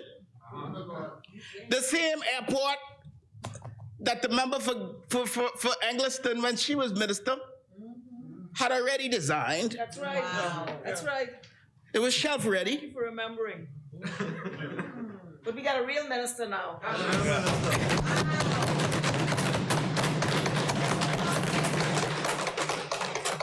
And then they cynically tried electioneering. $10 million that the people of the Bahamas owe the contractor. But no worries, government's continuous. But I want to say to the people of Exuma, we're going to fix it and we're going to finish it. That's right. Good news number 5, Madam Speaker. Good news number 5. Good news number 5, Madam Speaker. It wasn't you. It wasn't you. Good news time. The chair recognizes the honorable member for East Grand Bahama. Thank you very much. Madam Speaker, again, I don't want the member to cast aspersions on this side. If the contractor is owed $10 million, is the member saying that there was not value for the $10 million bill that was there? So if that's the case, then if the person did work for $10 million, then he should be paid for the he should be paid $10 million. So again, we don't want there to be some negative aspersion as though something untoward was done with respect to this contractor. So we're happy with the construction. We're happy with the contractor. He's a renowned, successful Bahamian contractor. This ain't about him, and the member for East Grand Bahama knows this. This is about blatant, naked electioneering just before elections. They had no intentions, they had no plan, but they wanted to beat me. $10 million. But 1,100. Can you put record on them? Yeah. 1,100 victory later. Ain't God good? So Georgetown can get the school thanks to the Minister for Education. Stanya Key School gonna open in August thanks to the Minister of Education.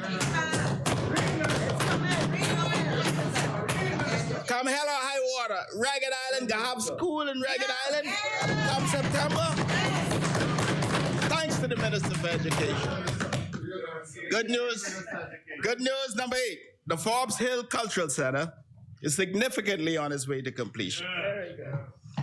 This will serve as an incubation center for Bahamian products and small businesses like spas, microbreweries, cafes, restaurants, salt harvesting and reselling, honey, coconut products, candle making, kayaking, and water sports too. My thanks to the many private sector donors and residents of the Forbes Hill Association. We're going to create a brand synonymous with authenticity, made in Little Exuma. In addition to that, the Cultural Center will also be the home to a farmer's market. It will also serve as a fully equipped hurricane shelter with a generator and hurricane impact windows. We'll have a ribbon cutting this summer in August. You're all invited to be there. This is going to be a big, big deal in a small town. And I'm very proud of the people of Forbes Hill. Good news number 9 or 10. We're also planning on breaking ground on the Exuma Youth. And by the way, for the Forbes Hill Development Center, it's an initiative between the Member of Parliament, the residents of the community, and friends of Exuma. No government money. We're planning to break ground on the Exuma Youth Empowerment Center by the 3rd quarter of this year. It will be a sustainability and resilience center run on solar power. It will be a green economy center. We'll partner with NGOs like Brief.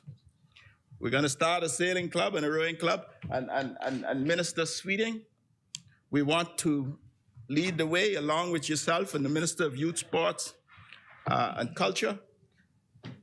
Because Exuma is such an important hub for sailing, we're going to use this center to bring back boat building and to continue the sport of sailing amongst the young people.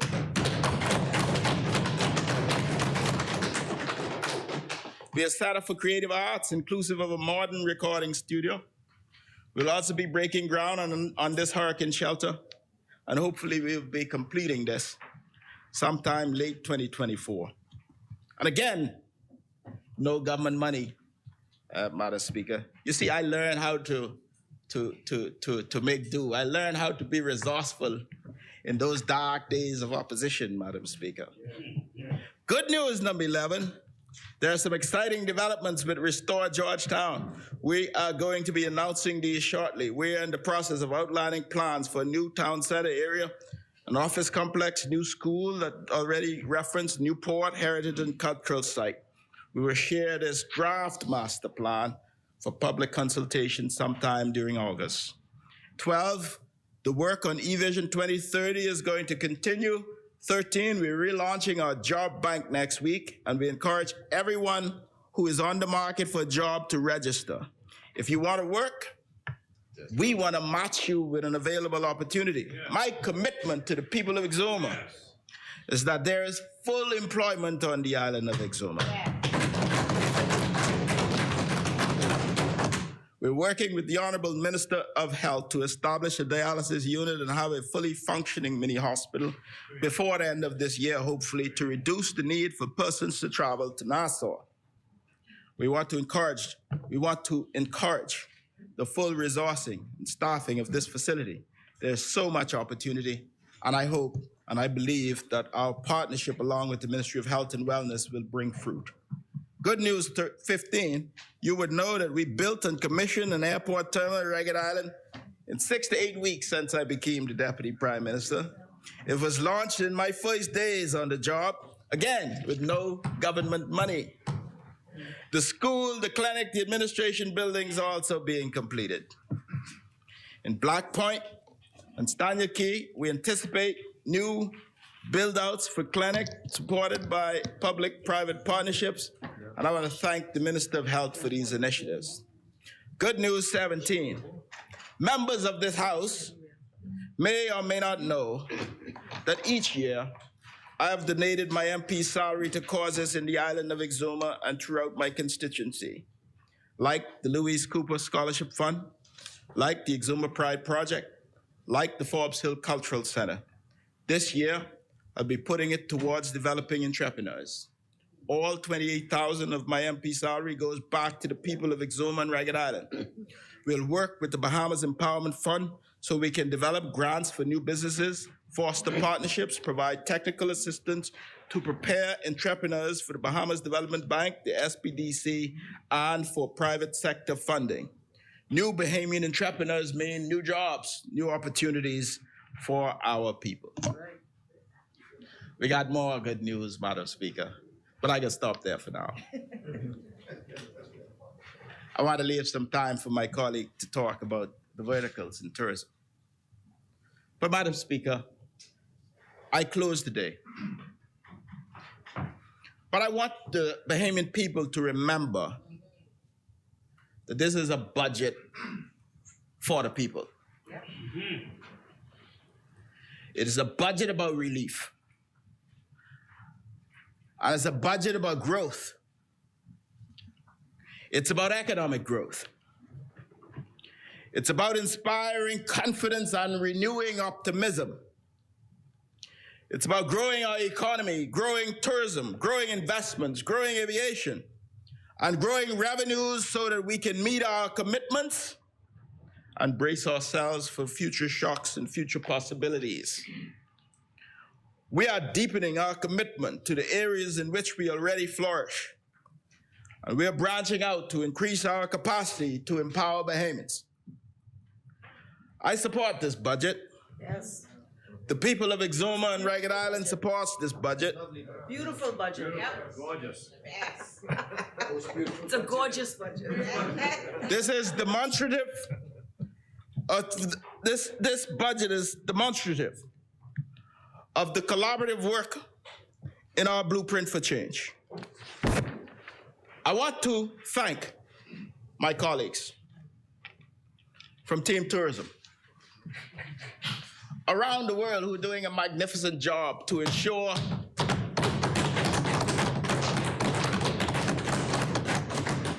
that we nurture the goose that lays the golden eggs. The scores of dedicated professionals who work so hard every day, not looking for praise. Thanks to Civil Aviation Authority, Banza, Nassau Flight Services, the management of NAD, the Airport Authority, Bahamas Air, Hotel Corp, Tourism Development Corporation, the Gaming Board. There are a lot of people who make this effort work. And I want to sincerely thank them. I want to thank the Director of Investments in the Bahamas Investment Authority, who've been working so hard. We recognize that the fastest way to grow our economy is through foreign direct investments, and we will not tarry. I want to thank the people of Exuma and Ragged Island for their love and their support. I want to thank Team Cooper and the PLP Exuma branch as we continue our mission. I want to thank everyone who became politically exposed just because I signed up to be a politician. And they didn't sign up for it. And I attended a recent luncheon to honor the Honorable Janet Bostwick the other day. Now let me stick a pin there. I want to thank and congratulate the member for Engliston and the member for Seabreeze and all those involved for a masterful event, demonstrating political maturity at its highest. This is the true spirit of being Bahamian, and I thank them. But I want to thank those people who have become politically exposed. Because Janet Bostwick said something that resonated with me. She said, politics is a tough business. When you're in opposition, your family and friends are victimized because of their associations. And when you are in government, you're so worried about doing the right thing and conflicts of interest that your family still suffer. So I want to thank my family. My wife, Cecilia, my children, Chelsea, Isaac, and Chloe, all who I love so dearly. We sometimes underestimate the sacrifices that are made in the lives of the people around us, our spouses and our children. I want to thank them sincerely. I want them all to know that though it sometimes may seem like we're doing this for us, we're oftentimes doing it for them.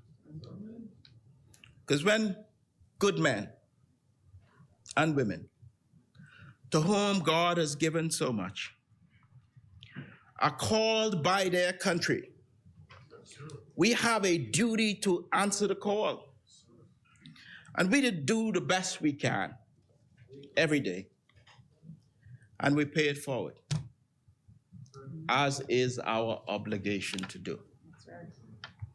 So I rest there, Madam Speaker. And I say a special thanks to the people of Exuma and Ragged Island.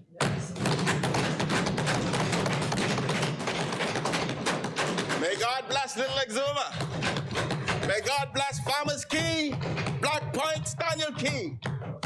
May God bless the people of Ragged Island. And may God bless the Commonwealth of the Bahamas. Thank you, Honorable Member. Thank you, Honorable Member.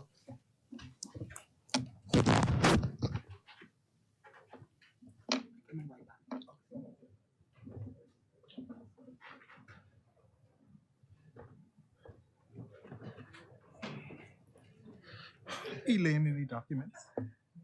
No?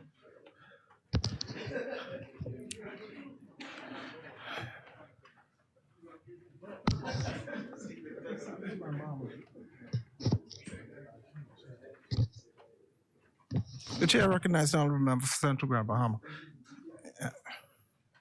I want to interrupt the presentation.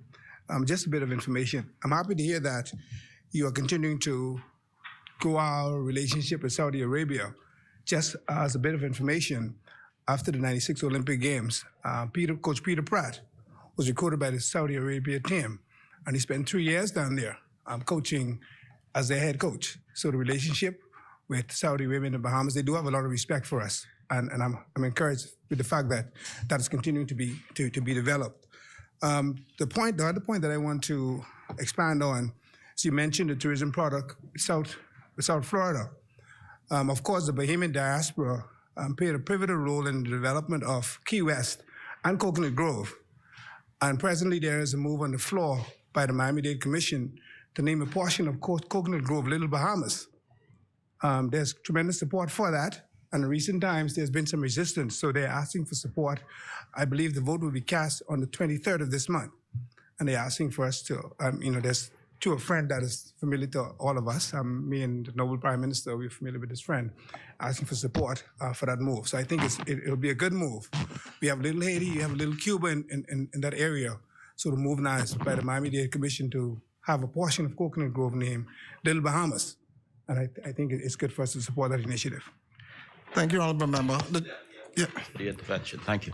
Thank you, Honorable Member. The chair recognizes the Honorable Member for East Grand Bahama. With the leave of yourself, Mr. Deputy, and with the indulgence of the Deputy Prime Minister, you had announced the elimination of the travel health visa.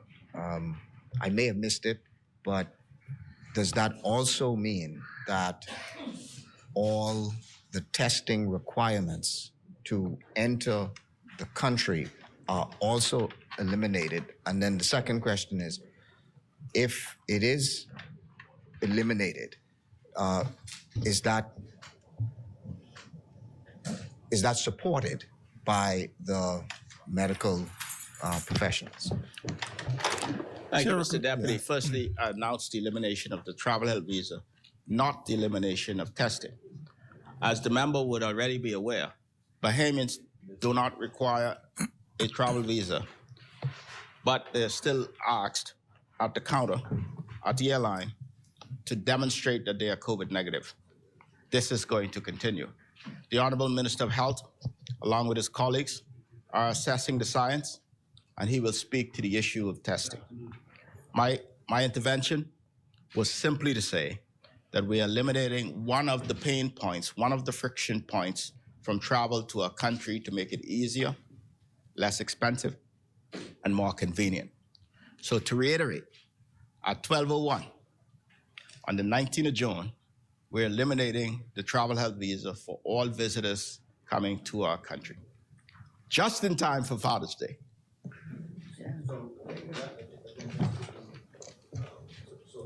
Understanding, the testing requirements still remain, meaning you will still have to, all passengers entering the Bahamas will still have to provide a COVID negative test to the airlines. Yes.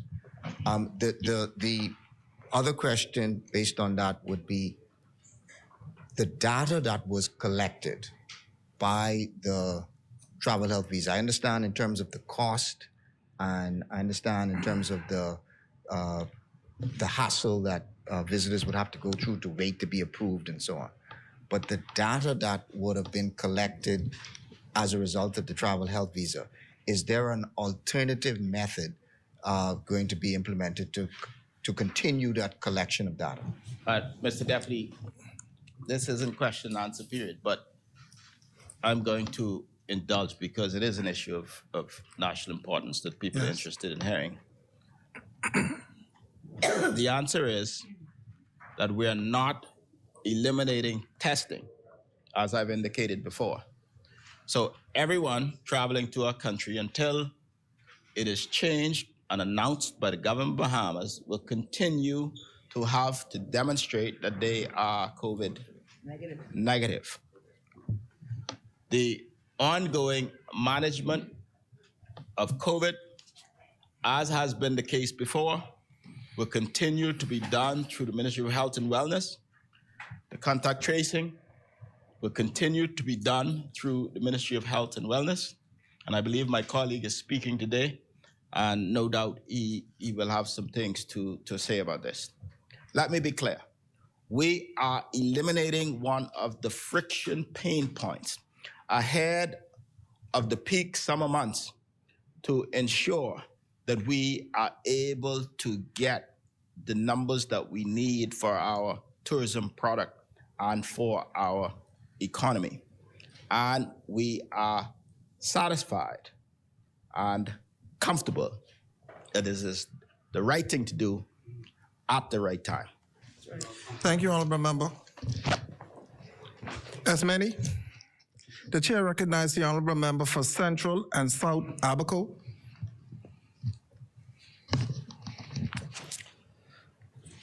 Thank you, Deputy Speaker. I am humbly honored to rise on behalf of my fellow Abaconians in Central and South Abaco. I am grateful to be here to represent my constituents and give my contribution on the 2022-2023 Davis administration budget. This is the way forward. First, I would like to thank my wife, my backbone, my strength, for encouraging me on the path. Any honorable member in this House that has a strength and a partner, as I do, will do well in navigating the country in the best direction possible. I'm also thankful for my children, Valentina and Astor. Member.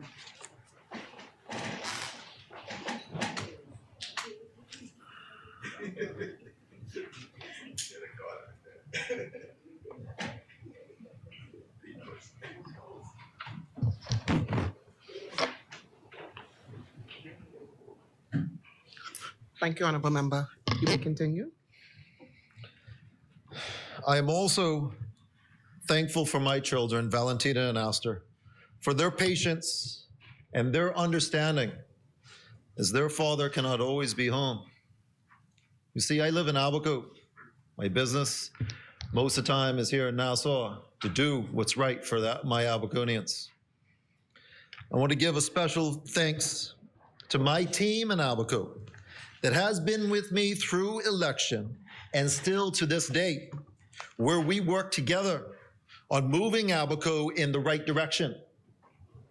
I do not have time, I do not have a full-time hired staff, but my team is unwavering, and their sacrifice so much time in assisting me with my endeavor to grow Central and South Albuquerque. I am thankful to the Honorable Prime Minister Philip Brave Davis for his insight and his faith in my abilities to be Parliamentary Secretary of the Ministry of Tourism, Investments and Aviation. I first met the Honorable Member from Cat Island, Rum Cay in San Salvador in Hopetown after the devastation of Hurricane Dorian. After speaking with him and witnessing firsthand his understanding of having to leave him in the rain to continue the ongoing efforts of our community survival, I knew then he was a compassionate and understanding, as few are. I am also most appreciative to serve alongside my minister and the Deputy Prime Minister of the Bahamas, I, Chester Cooper. As I've said, he is a professional patriot and that he has the betterment of the Bahamas at heart. This administration will bring our great nation to the forefront of the world, and particularly working for the betterment of my fellow Bahamians. Madam Speaker, I'm reminded of a quote. All good things start with a dream. The dream becomes a vision. The vision becomes a plan. The plan becomes reality. I started with a dream for Albuquerque, a dream to be better than we were before Dorian ravaged our shores and destroyed many dreams, and we lost many lives. This dream thoughtfully became a plan. My plan for Albuquerque will once again make Central and South Albuquerque an economic powerhouse in this country. This plan is in the first phase of becoming reality with the onset of projects that are currently underway. Albuquerque is rising, Madam Speaker, and together with my team and my fellow Albuquerqueans, we are proving our resilience and power when we work together for the betterment of all Albuquerqueans. Madam Speaker, while I get into the contribution of the budget, I will also highlight things that are ongoing and upcoming in my constituency. They go hand in hand. See, this budget is for all Bahamians, for all Albuquerqueans. I want to highlight why, inclusive of some of the things that have been going on in my short term as Member of Parliament. I'd like to begin with Great Guanakee. It's one of the jewels of Albuquerque that has been torn apart by private entities for far too long. It is time that we embrace our Bahamians that live in Great Guanakee and grow that settlement into what it should be, a leader within the keys of the Albuquerques. My heart is with the residents of Great Guanakee. and Moores Island, as they are the keys that have been historically left behind, and this will be no longer. Communication is key, and with my collaboration with Bakers Bay, Great Guanakee is the recipient of new roadways that will be financed in part by this administration and the Discovery Foundation. I will be sure that any private entities of magnitude will work to do what's right for the residents of Great Guanakee and Abaco in a whole. This administration is also working on a micro-government building to house the police, post office, public bathrooms, parking, and a multi-purpose boardroom for the local government meetings and other community gatherings. This will be a blueprint for the keys of similar size across our nation. You see, Madam Speaker, often do we have an architect or an engineer draw up a different plan continuously for every different settlement and community in the Bahamas. This is this is challenging when we're faced with such financial constraints. When we have a model to move forward on many keys of this size, it cuts down the costs and enables us to do more for more keys and more islands throughout the Bahamas. Madam Speaker, Hopetown, once the capital of Abaco, now the economic powerhouse of the Keys, has traditionally taken care of herself. However, after Dorian and the eye of the storm making landfall directly on Elbow Key, the residents and our foreign friends have done as much as they can to bring back the island to its former glory. This Davis Cooper administration knows the value of microeconomies such as these, and they will do what's right for this settlement, beginning with the iconic post office building, which is widely known only second to the famous Candy Stripe Lighthouse. This is as important as any government facility in Abaco. This building holds the post office, the police station, and more importantly, the Hopetown District Council, which is responsible for Elbow Key, Manowar Key, Great Guanakee, Lubbers Quarters, Toulouse Key, Scotland Key, and all the keys in between. The economic contribution to this country within this district is monumental, and we must be sure to give credit where credit is due. Madam Speaker, Central Abaco, inclusive of Marsh Harbor, Greater Marsh Harbor, and Spring City, is our city, Abaco City. Category 6 storm with water elevations over 20 feet swept through our crowded streets and prosperous businesses. Central Abaco is the primary reason I have put my foot into the national arena. I was hurt, and the discomfort was overwhelming when I saw the Keys coming back to normalization and Central Abaco lagging and waning behind. I feel for the residents. I feel for the youth that have to grow up knowing that they have been left behind after contributing so much to our nation.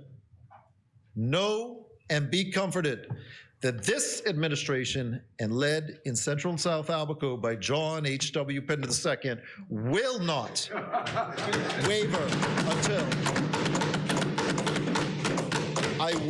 waver until Central Abaco and all the communities within are flourishing once again.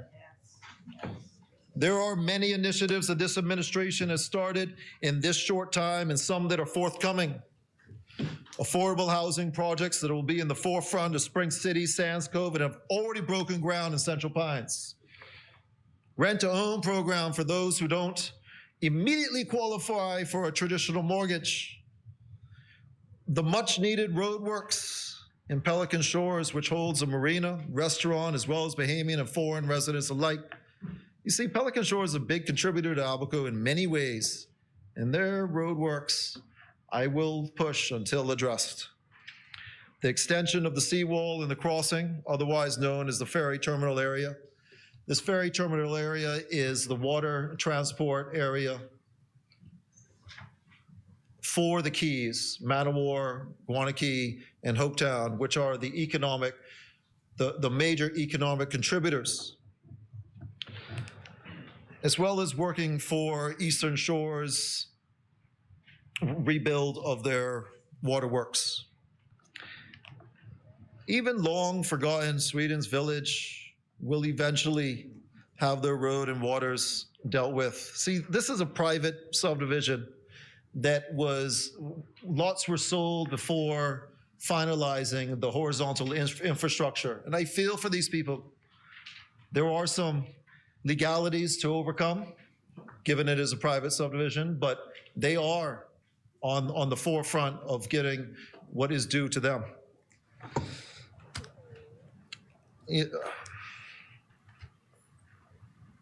Central Abaco, the port office is now open for business. And I'd like to say that we're in the works of a new shipping port via a private-public partnership. And this is upcoming. As the timeline progresses, there will be more news on this. And we'll be sure to let the residents and the Abaconians know every step of the way. A special thank you to the honorable member from Elizabeth for her support and continued work on rebuilding Abaco better than before. As spoken about in Minister Colby Davis's speech, downtown Marsh Arbor will be the recipient of a new town center, retail space, and housing development. More details on this are also forthcoming. Just trying to lay out for my constituents some of the things that are ongoing and some of the things that we're working on for our future in Abaco. Madam Speaker, it is essential that we have proper law and order within Abaco to keep it the quaint settlements that they have always been. I am happy to announce that the police headquarters will be stationed in the former RBC building in central downtown Marsh Arbor. This will be inclusive of all services under the Royal Bahamas Police Force. In addition, I am even more pleased that we will have a Royal Bahamas Police Force Marine Unit on the harbor front in Marsh Arbor. I thank the honorable member from Freetown for his continued consideration and the commissioner for their continued consideration of our safety in Abaco. You know, that Marine unit will be within the same building as the Customs, and we'll have a Marine patrol boats ready for deployment soon. I express that we are an archipelago, and we are a nation divided only by water, and that we must have the proper facilities to act and react when the time is prevalent. That is why it is also my privilege to announce again and thank the Minister for Agriculture, Marine Resources, and Family Island Affairs for the foresight of providing go-fast boats to areas such as ours for fisheries reinforcement.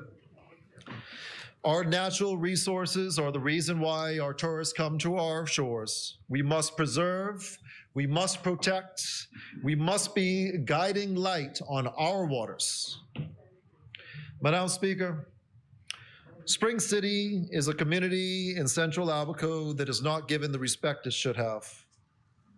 I am fully aware and attentive to the fact that within all the lands we have in Abaco, the previous administration put our hurricanes debris management site directly across from Spring City. This was one of the greatest mistakes, a decision that was made without consultation of the locals and the Abaconians that live there. I think about this on a daily basis. I think about the people who reside in this community. I think about the children that play in the streets in the afternoons after a rain when the overflow from the uncapped septics of the domes flood and the debris management site smokes over to the detriment of the people. However, I am persistent in requesting that the Ministry of Environment and the DRA come up with a proper demobilization plan for this debris management site to reduce, limit, remove these hurricane debris from across the street of Abaco's most needed settlements. You see, Madam Speaker, there were many challenges previous to Dorian that were multiplied by the mismanagement after Dorian. But this PLP administration will fix and do what's right for all Bahamians in this country. On another note, as seen in the papers recently and mentioned by Minister Colby Davis' speech yesterday, a plan is to assist and relocate all the current residents of the Dome City is being formulated and will be implemented once finalized with the consultation of the people residing in the domes. We can all agree that the domes were never a good idea or a good use of the people's money. Nor are they safe for our Bahamian people to continue to live in these awful conditions amongst mold, overflowing sewage, vehicle dumping, and illegal activities, which I would not like to mention in this great house. We will not be kicking the residents out on the curb, but humanely assisting in finding them suitable and safe housing in this ill-managed and waste of citizens' funds can be Finally, this will be dismantled and forgotten. It is time to move forward. Yes. Furthermore, I'd like to let the community of Spring City know that their sewage issues are being addressed. Madam Speaker, within weeks, our revolutionary program for the free Wi-Fi internet will commence in Abaco with Spring City Community Park. And eventually to other Abaco communities as well. This is a pilot program giving free Wi-Fi to the Bahamians across the nation. I am hopeful that the community center will utilize this and our use this infrastructure for their betterment. You see, Madam Speaker, many programs and educational initiatives are provided nationally and internationally, can be accessed via the internet, but not everybody has this resource. This can be a gateway to certifications, accreditations, and the information needed as our young Abaconians may have particular skills of interest at heart. This is important. We must nurture, we must provide the means, we must push forward our young Bahamians to be the best that they can be. Sometimes one spark can lead to a future doctor, teacher, scientist, or many other professions. The same community park is within my sights for a complete revitalization. I hope to have this revamp started within the start of the upcoming year. Madam Speaker, I initially removed all hurricane debris from the VIAC park and reestablished electricity from BPL and collaborated to have the overhead lights reinstalled. The chairman, the honorable member from Southern Shores, and myself are in talks in soon time will be bringing covered stalls and a park layout so that my plan to initiate regular farmers markets and crafts markets can come to fruition. This is not only an initiative to enhance our food security, but also another venue for our foreign visitors to support. This will showcase our cultural craftsmanship and local talent to the world via our transient visitors.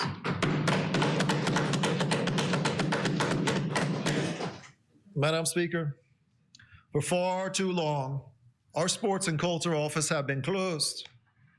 I am not one to judge if the previous administration thought that we had not the sports capabilities to compete on the world stage. However, with utmost pride, I must highlight that our homegrown Abaconian, Stephen Gardner, is not only an Olympic gold winner, but the fastest athlete in his respected division.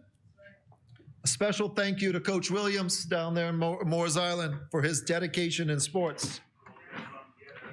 This shows the essential needs for our sports and culture office not only to be open, but fully operational to nurture and encourage our youth to the best that they can strive to be.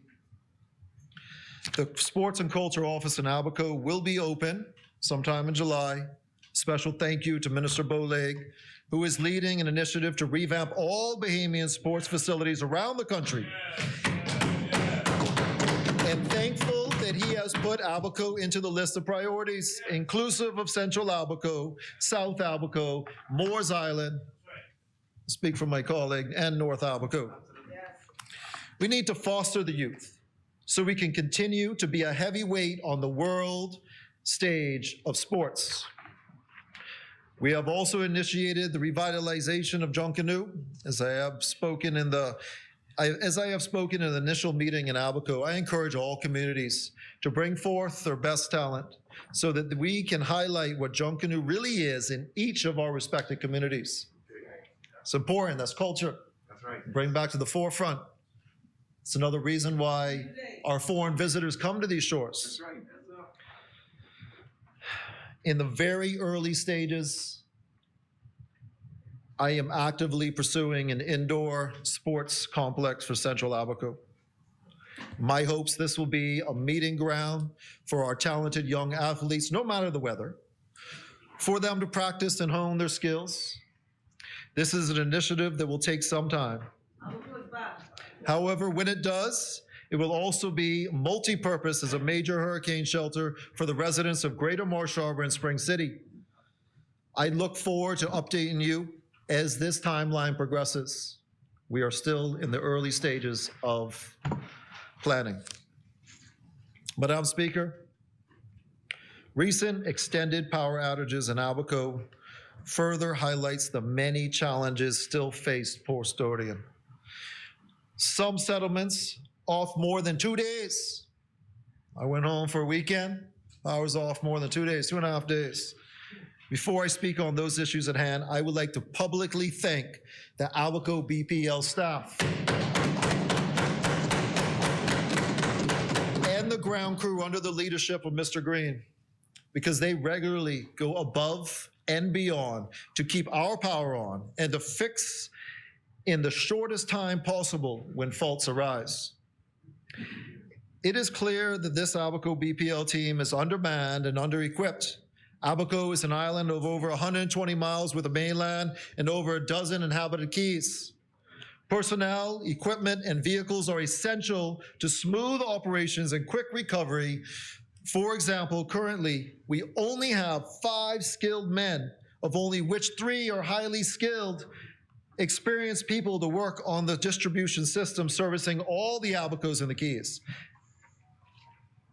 This is particularly challenging when several outages occur throughout Abaco simultaneously. The Abaco manager often has to work on this distribution system with the team when he should be concentrating on management of the whole, and all this without an assistant manager. On the generation side, only 2 seasoned mechanics to maintain and run Wilson City Generation Plant. I pray for this crew's good health, for if they are out sick or on leave, Abaco will have serious difficulties. A further restriction that creates extensive delays is the lack of autonomy that the Abaco manager has that was taken away. Making decisions in real time would greatly increase the ability to rectify faults and react faster. I encourage the new BPL CEO to give serious consideration to allowing the Abaco manager to have authority he needs to get the job done. Mr. Green should have the same authority as a director or a deputy director, and I have full faith in their team to do the job in a timely manner once given the full complement of manpower, proper equipment, and autonomous authority. Madam Speaker, access to potable water by the UN standards is a human right. This is further highlighted by the health concerns of our recent pandemic. It hurts me when I hear of households, children, schools, etc. with no water at times. The new water plan in Central Abaco was well thought out with solar, generator. BPL is a backup power source. However, in the installation of this new water plant, the pumps needed a specialist to finish being installed. Under the previous chairman, this water and sewage plant was built with water pumps that the water and sewage crew could not hook up. I am thankful to the current chairman, the honorable member from North Eleuthera of the Water and Sewage Corporation, for his dedication in finding out why there was a delay how we can overcome and bring this installation to completion, and his ongoing time he puts into making sure it happens. I would like to let my fellow Alberconians in Central Alberco know that I've been pushing from day one. There was an assessment. I was informed 2 months after that, after the beginning of the year. It was informed in March. Then the chairman took a hands-on approach, and I applaud this. And seeing exactly what stood in the way. But I am happy to inform that this is now complete and operational. While I'm speaking of Water and Sewage Corporation, I will be remiss not to remind the ongoing suffering Moores Island needs to be completed and challenges to be addressed with the immediate fashion. Their water goes off at 8 p.m. and has been for many, many years. Imagine coming home from work and not being able to clean yourself. Imagine children waking up in the morning to go to school and unable to brush their teeth or wash their face. Water, again, I repeat, potable water is a human right and must be addressed immediately. You see, Madam Speaker, these are more examples of the Minister administration and the F&M administration mismanagement for many years. However, this Davis administration will govern properly and fix it.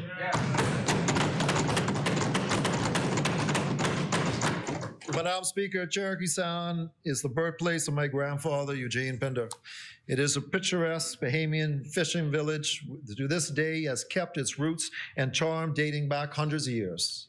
It is a long, winding road you must traverse or a boat ride to the famous Cherokee Long Dock, one of the longest in the Bahamas, if not the. They are often forgotten when it comes to infrastructure and community fundamentals. Although they are resilient and they regularly come together to do what's needed, get what's needed done, I would like to say that you are not forgotten. The winding road I speak of is dangerous, especially at night or when larger vehicles are passing. I am working with local government and a private individual who has the same concerns as I do in regards to road safety. We are formulating a plan to smooth out those dangerous corners and give more room on the most treacherous parts of the only road into Cherokee Sound, Little Harbor, and Winding Bay. An assessment and completion of your clinic will be done in short time so that Cherokee Sound and surrounding areas will have proper medical facilities. I am aware of the need of a fire station, and I know that you have a good team already in place. It is my goal to have proper firefighting equipment and facilities in each of the communities with my constituency.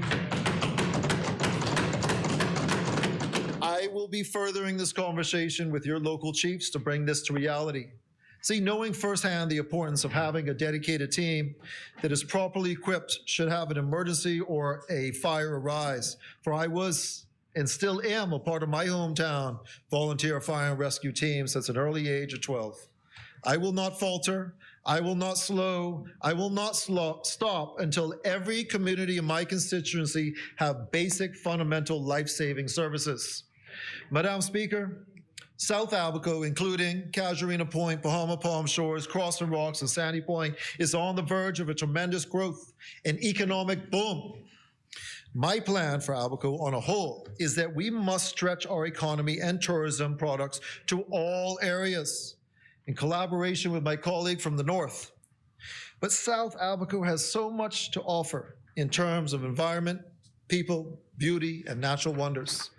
To prepare for the growth soon to come, I have highlighted the garbage disposal sites of the Minister of Environment. These sites in Casuarina, Bahama Palm are done on a needed basis.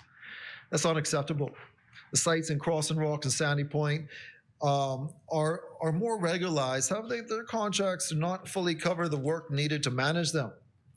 I am pushing for these sites to be regularized and contracts to have the financial teeth needed for the proper resources in management now and for the immediate growth to come. Waste management is important for preservation of our environment and important for the health of my southern Alberconians. The demand in terms of investment projects for South Alberco is high. Many people see this as an opportunity to build and grow an investment. I see it as a job opportunities in establishing a robust economy in the South. I have noticed for many years residents having to drive into Marsh Harbor up to 60 miles and often having to take a boat into the Keys for work to feed their families. There is much opportunity in the South, and I am here to make sure that the right opportunities are able to grow and investments that are beneficial for the Bahamian people and have the resources do what they promise. I am pleased to see Serenity Point recently sold and the private property next door to an eco-friendly investor who is underway in building a top-class eco-community. I'm looking forward to seeing the growth, the job opportunities that this project will bring. South Abaco is an environmental wonder in itself and has over 50,000 acres of pine forest set aside primarily for our Abaco parrots and the preservation of the blue holes within. Developments in the South have unique opportunity to highlight these natural wonders. I am also pleased to announce the long-awaited Project Abacoya, which will be a world-class marina and golfing community. The size of this project shows the confidence in Abaco's economy and will be a great factor in the establishment of South Abaco's prominence within the Bahamas. As previously stated, any investment that is presented must have the best interests of the local communities. This project will collaborate with our government to bring a long-awaited, much-needed airport and FBO to Sandy Point to service South Abaco on their dime, as well as setting aside a considerable seven-figure financial contribution for upgrades projects needed in Sandy Point and Crossing Rocks. I am working with the developer to be sure Bahamian companies are utilized and Bahamian forces will be trained and employed. This project will be breaking ground, this year, and you will see movement on the airport facility in the upcoming year. These are only two examples of economic growth opportunities that are underway, and there are many more on the table. I will be assured that they all have the betterment of the Abaconians and the preservation of the environment at the forefront of any negotiations. Madam Speaker, Moores Island is a place of unmatched beauty within the environment and the people. Moores Island boasts many wonders such as caves, blue holes, world-class bone fishing, spear fishing, sports fishing, but they have historically been left out and left behind. Not anymore. This administration backs me on my vision to give them the necessities to Moores Island that they so desperately deserve. As you've heard from the Minister of Public Works, the honorable member from Fort Charlotte, contribution, significant infrastructure will be built and upgraded on Moores Island. I am proud to announce the building of a reinforced concrete pier that will serve as the main freight and landing dock for the fishing boats and visitors, as well as the refurbishment of the two smaller docks used primarily for fishing boats, a seawall to protect the street road on waterfront, an airport terminal, and the extension of the airport runway. This $12 million project will be an investment on the people of Moores Island and for the Bahamas. The money spent on the infrastructure will be recouped in the way that they are known for, fisheries, and what I am bringing is a new industry to this island, tourism. When you grow up in Moores Island, traditionally you only have two choices, go fishing or leave your home in search of work. When you grow old, you can no longer fish, and your monies you worked so hard for slowly dry up. This will be no longer. Bringing tourism to Moores Island will be bringing opportunities for entrepreneurs, for employment, for another choice so they are not forced into fishing or leaving their hometown. Moores Island boasts nearly 800 Bahamians, and many times that spread across this nation. Yeah. They have the workforce, they have the attributes. I envision a Moores Island that keeps its quaint fishing town characteristic and highlights and promotes their natural beauties and resources. Yeah. When I first came to Moores Island, I asked them, do you want to fish more like everyone is telling you, or do you want to grow your island into economic powerhouse and a gem, not only in the Bahamas, but for the world? With overwhelming response, it was said, quality over quantity. They entrusted me with their support, and I laid out a plan that starts with these infrastructure projects to properly bolster the necessities for an island nation, seaports and airports. I'm devising a plan with the Ministry of Tourism to showcase what Moores Island has to offer and invite our friends to come, feel, smell the taste of the Highlands. Madam Speaker, the Highlands is what they call it. I have grown to understand why. Approaching the island with great elevations, pristine, perfectly clear waters, great fishing, Moores Island will be an example of sustainable tourism, an example of what Abacos has to offer, and a showcase of proper leadership and guidance, enabling communities to flourish. Madam Speaker, the Family Island Infrastructure Fund is a historic step forward in support of the Bahamians in the Family Islands. I am proud to be a part of a government that is inclusive of all Bahamians, from the south, Macau, all the way to the north, Grand Bahama, and all islands and keys in between. Our ancestors are rooted in islands spread across this great nation, yet some have migrated to certain islands for work or education. And now it is now time that we make every island in the Bahamas an economic powerhouse. Every island deserves year-round commerce and education at all levels for our youth. This fund will be seeded $200 million with the beginning of a 10% and increments year after year, 25%, with the goal of increasing up to 35% by 2025. This fund will be used for family island infrastructures like roads, buildings, school teachers' housings. Let me tell you, Madam Speaker, when I came to my constituency for the first assessment, all the school teachers' housings in my constituency were not livable. This is years of mismanagement. It is important to note that this is not a substitute for regular public works capital projects.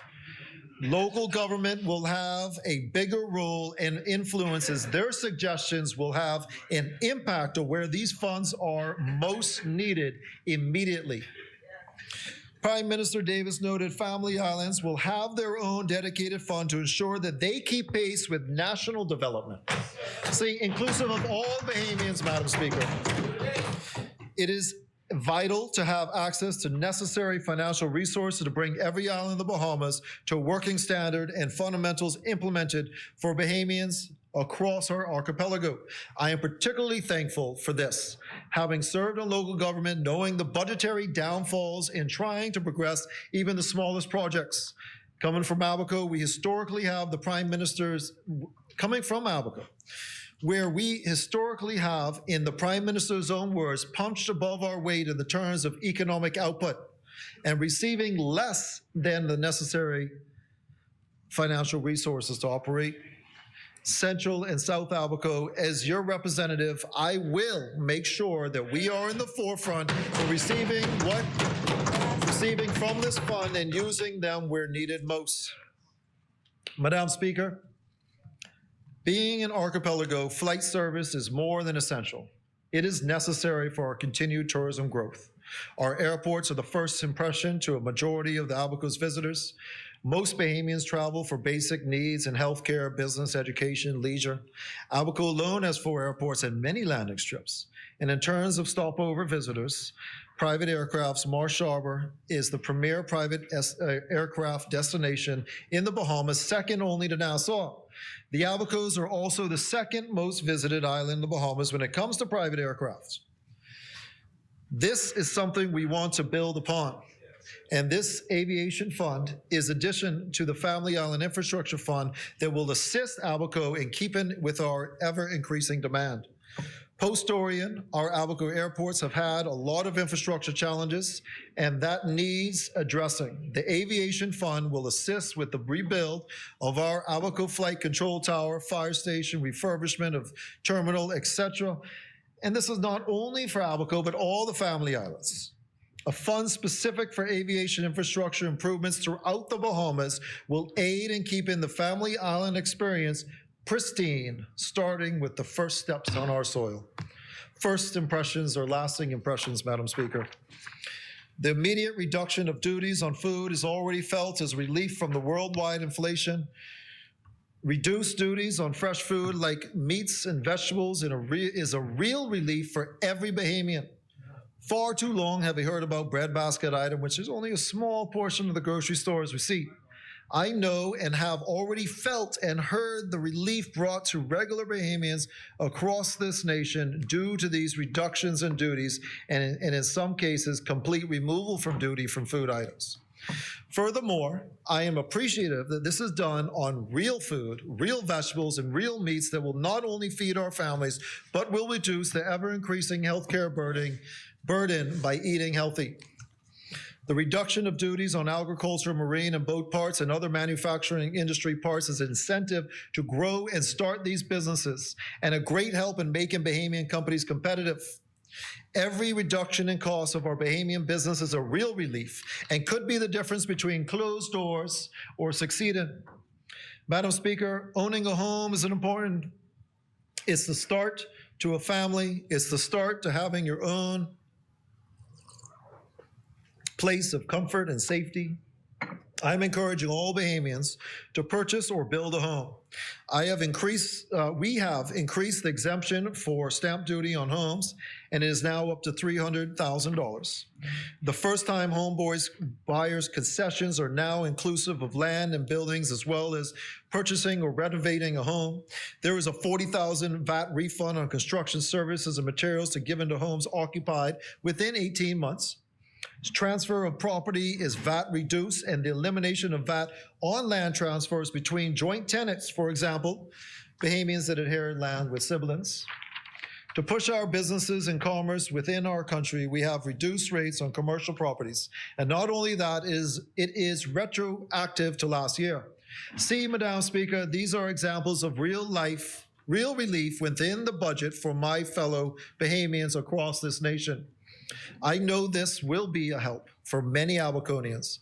I know this will be a tremendous burden lifted from everyday Bahamians trying to get ahead in life. Madam Speaker, this budget includes incentives to make the Bahamas competitive in agriculture and pave a path towards our goal of food security. In this budget, increase in food security allocation will aid farmers with greenhouses, smart technology for food production training, modern technology aimed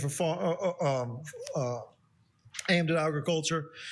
Modern technology has incrementally advanced the agriculture field, which has improved farmers' techniques, yields, quality, and need for labor.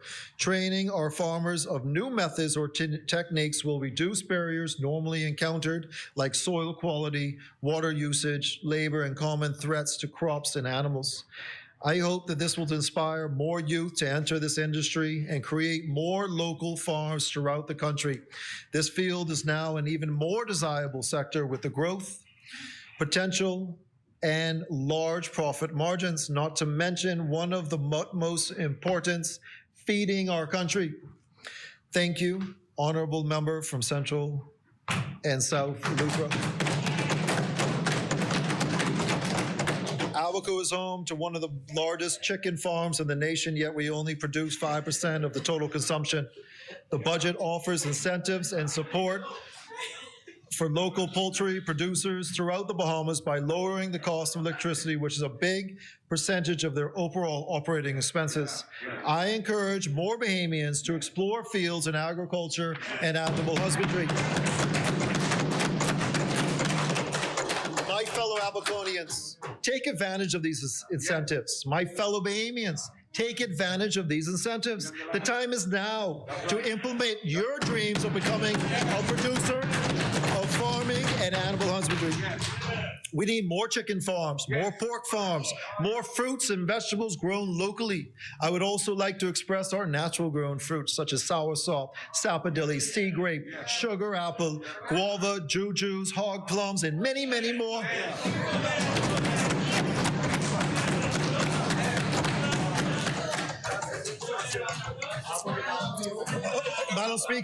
Madam Speaker, all of these are a good opportunity to produce and sell, given they are naturally grown in our islands and can easily be scaled to size, even for export. Yes. Think outside the norm. We need producers of all types of food to ensure our goal for food security reduction of food imports by 25% in 2025. Madam Speaker, I am an environmentalist. I believe only second to our next generation of our youth that the environment and our natural beauty are our greatest resource. Carbon tax credits are real.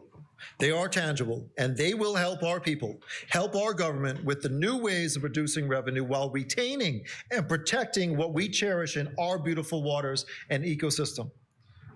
The prohibition of conch exports in commercial quantities is extremely encouraging. We must sustainably harvest this precious resource that is restricted worldwide and highlight conch as a lure to our tourism guests to come to the Bahamas for fresh, natural delicacies. Yes. This action will help sustainable harvesting so that we may enjoy and have plentiful conch for generations to come. Furthermore, we're increasing royalties and export of seafood. This is another step forward to conforming the industry for the continued harvesting of our fishing resources for our children, their children, and their children's children to come. Incentives such as these, previously mentioned, and the inclusiveness of our renewable energy for power distribution will further increase the revenue we can generate from carbon tax credits. Carbon credits are a real and tangible way to generate money for the Commonwealth of Bahamas. Many companies and even countries pay top dollar to offset their negative impact on the climate worldwide. See, Madam Speaker, there are initiatives.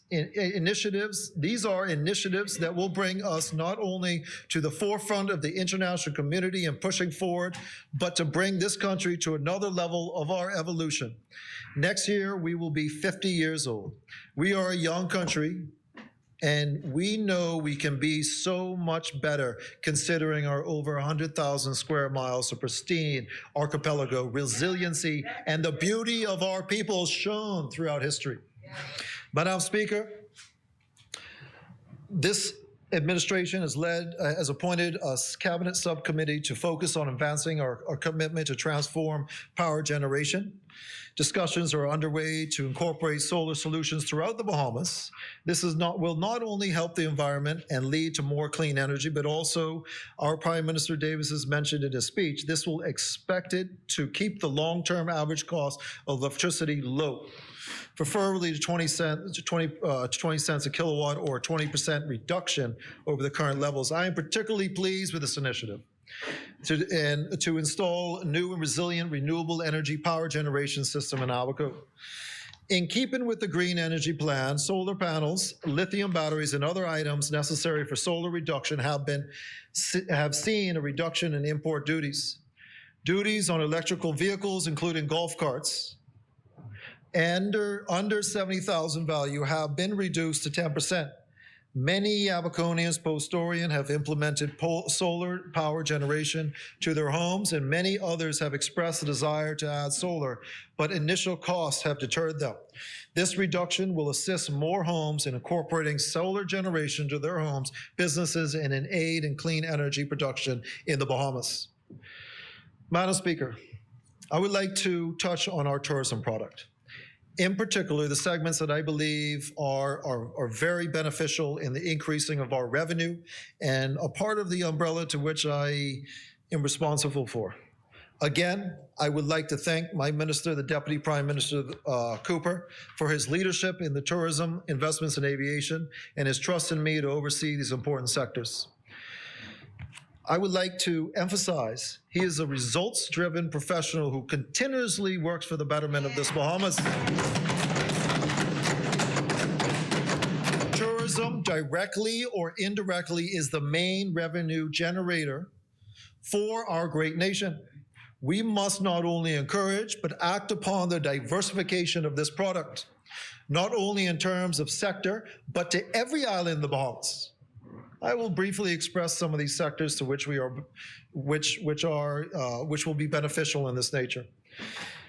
Yachting and boating and private aircrafts have the greatest impact of our economy. Their expendable income when coming into our country is second to none. Stopover visitors, which also includes hotels and short-term vacation rentals, only account for about a quarter of our total visitors. However, they directly account for nearly 90% of our tourism revenue. This is a very important sector. We are putting forth many initiatives to make it a seamless and fluid process for entering and exiting while highlighting the many destinations that can be visited. You see, Madam Speaker, time for our visitors is important. The more time or hassle they have getting in or out of our country, the less time they have to deposit their funds within the Bahamians' hands. It is our mission that visitors in the near future will not just come to one destination and see one island, but take an extended vacation and see multiple islands and multiple destinations to really experience what the Bahamas has to offer. We are increasing our focus on these sectors for growth so that we may show and encourage Bahamians, young and old, there are many opportunities to profit from these tourism-driven opportunities. As many of you know, our short-term vacation rental market is ever increasing. It is particularly felt in the family islands and seen by Airbnb, VRBO, HomeAway, and other online platforms. We are in the process of quantifying and knowing exactly how big this impact really is. This administration is making sure that all businesses in this country are contributing their fare to the Treasury. This is an important, for they also use the docks, the airports, the roads, the telecommunication structure, the water, the electricity, and the adding to the overall garbage collection. You will hear more about this as the timeline progresses. However, it is good to know that the impact of on the local hotel sector is minimal. And this is another part of our tourism economy that is thriving, and we will capitalize on it for our Bahamian people. There are also new initiatives by this administration for Bahamians to take advantage and benefit directly from short-term vacation rentals. Entrepreneurism is key. I want to encourage all Bahamians to look into the short-term vacation rental market, look into being a boat guide, fishing guide, look into the private aircraft market. These are all up and growing sectors that there is tremendous job opportunities and they pay well. Madam Speaker, I would like to speak to you a little about fly fishing. Most people believe fly fishing is focused only on boat fishing, although that is a major segment. Fly fishing has grown worldwide into a sport in which you can catch many species, including mahi-mahi. As this industry grows internationally, the Bahamas is recognized as one of the premier destinations. I would like to express the lucrative career opportunities in being a guide for our incoming fly fishers. Education and training programs are being designed and will be rolled out soon for our Bahamians to have the skills to capitalize on this market. Another sector of tourism growth, another opportunity for our Bahamians, jobs and careers and entrepreneurs. I would also like to express that fly fishing lures are handmade. That's another product for our Bahamian crafts markets. And they're not cheap. There's good money in that. Emerging markets is a technical term within the tourism that is underutilized and not developed as it should be. The majority of our tourism market is derived from the United States of America, and although we are most thankful for our northern neighbors, and we would like to see more from places like Florida that are so geographically close. Let them bring their speedboats, let them bring their personal aircraft, and see multiple destinations within our country. It is important for the Bahamas to reach and touch other nations throughout the world and to showcase what the Bahamas has to offer. In the Ministry of Tourism, we are emphasizing the need to diversify our international demographic. We must and we will attract visitors from all across the globe so that people of every nation can enjoy the natural beauty that is the Bahamas. While we attract visitors around the world and diversify our segments of tourism, it is important and essential that we begin to highlight every island across our nation. There are many places that are seldomly seen by our visitors that offer so much. In this upcoming year, we are focused on promoting those niche destinations throughout our nation. Places like communities in Long Island, small islands of Mangrove Key and South Andros and Spanish Wells and Cat Island and Rum Key and Acklands and Berry Islands and my personal favorite, Moores Island. See, we're an archipelago of many islands and keys and communities throughout this nation. When I hear of 16 destinations, I say we're so much more. And we are going to emphasize those, build on those, highlight those, market those so that our Bahamians will have opportunities throughout this country and diversify our economy from one end all the way to the next.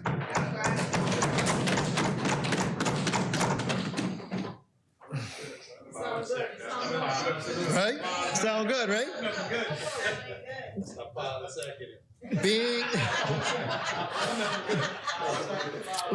Being an island nation, we are particularly positioned for our boating and private aircraft visitors to touch multiple destinations, as every island in our nation is vastly different and offers unique experiences. Every area within these markets are being expanded and focused on for the benefit of our fellow Bahamians. There are teams that are built and focused on each segment. We are real and concerned. No, we are real and focused. Pardon, real and focused in that we bring tourism dollar to across our nation to every community. Actually near completion, but not completed yet. So I would like to extend the time beyond 1 o'clock. Thank you, Honorable Member. Is there a second there? Thank you, Honorable Member. It has been moved and seconded that the business of this House will proceed beyond the 1 p.m. hour. All those in favor shall remain seated. Those opposed will stand. The motion is agreed. The business of this House will proceed beyond the 1 p.m. hour. Thank you, Madam Speaker. So as noted by our Deputy Prime Minister, these are segments of growth, segments that I am experienced and knowledgeable in, and segments that I will be putting my full heart and appreciation into growing. Madam Speaker, if I may ask for 10 more minutes of time. Go ahead. Thank you. You may proceed, Honorable Member. I will be brief. I'll wrap up rather quickly.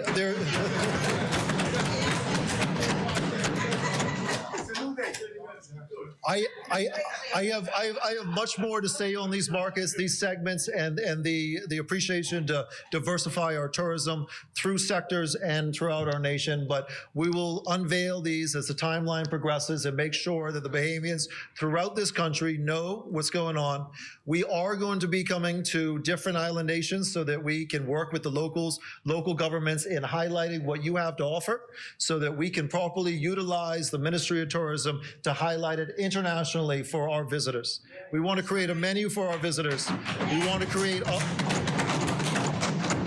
create this a multiple stopover or a triple stopover vacation destination. A special thank you to the staff, the managers, the directors, the PS, Senator, in the Ministry of Tourism, Investments, and Aviation. They are the backbone. They are the legs. They are the arms of this ministry. They regularly go above and beyond and know that tourism affects all Bahamians' source of income, directly or indirectly. Madam Speaker, at this time, I'd like to bring back and address my fellow Abaconians in Central and South Abaco so that I more foreshadow some of the initiatives that are ongoing and soon to come, so I could further foreshadow. Firstly, I am thankful to all the public service workers in the various departments that are the backbone of many departments and provide various services throughout the Abacos. Many have been left behind and forgotten in terms of elevation or even becoming permanent and pensionable after decades of service.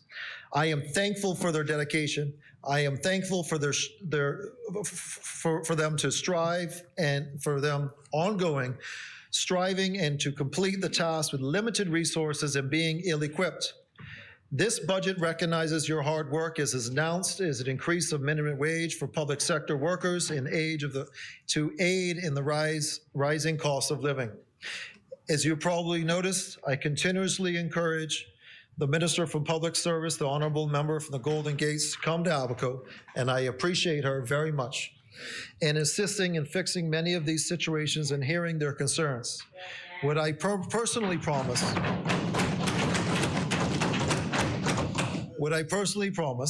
is that I will not stop. I will be your voice in the various to the various ministers responsible for their respective departments until they are properly equipped and have the tools needed to perform their duties. I would like to highlight that the Public Works Department in Abaco, during my initial assessment, I realized how few workers they have in a disposal and how truly disgraceful lack of equipment needed to perform and address the many miles of island and keys. This is being addressed. This administration is fixing these departments, and we will operate and function appropriately. In closing, you will notice that my no, I'm closing that. Sorry, 2 more pages.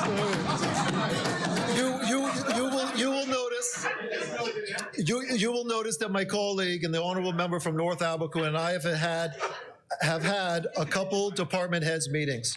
We will continue to do so that we may bring the concerns to the forefront of the table, which will be able to address them in immediate fashion. Communication is important.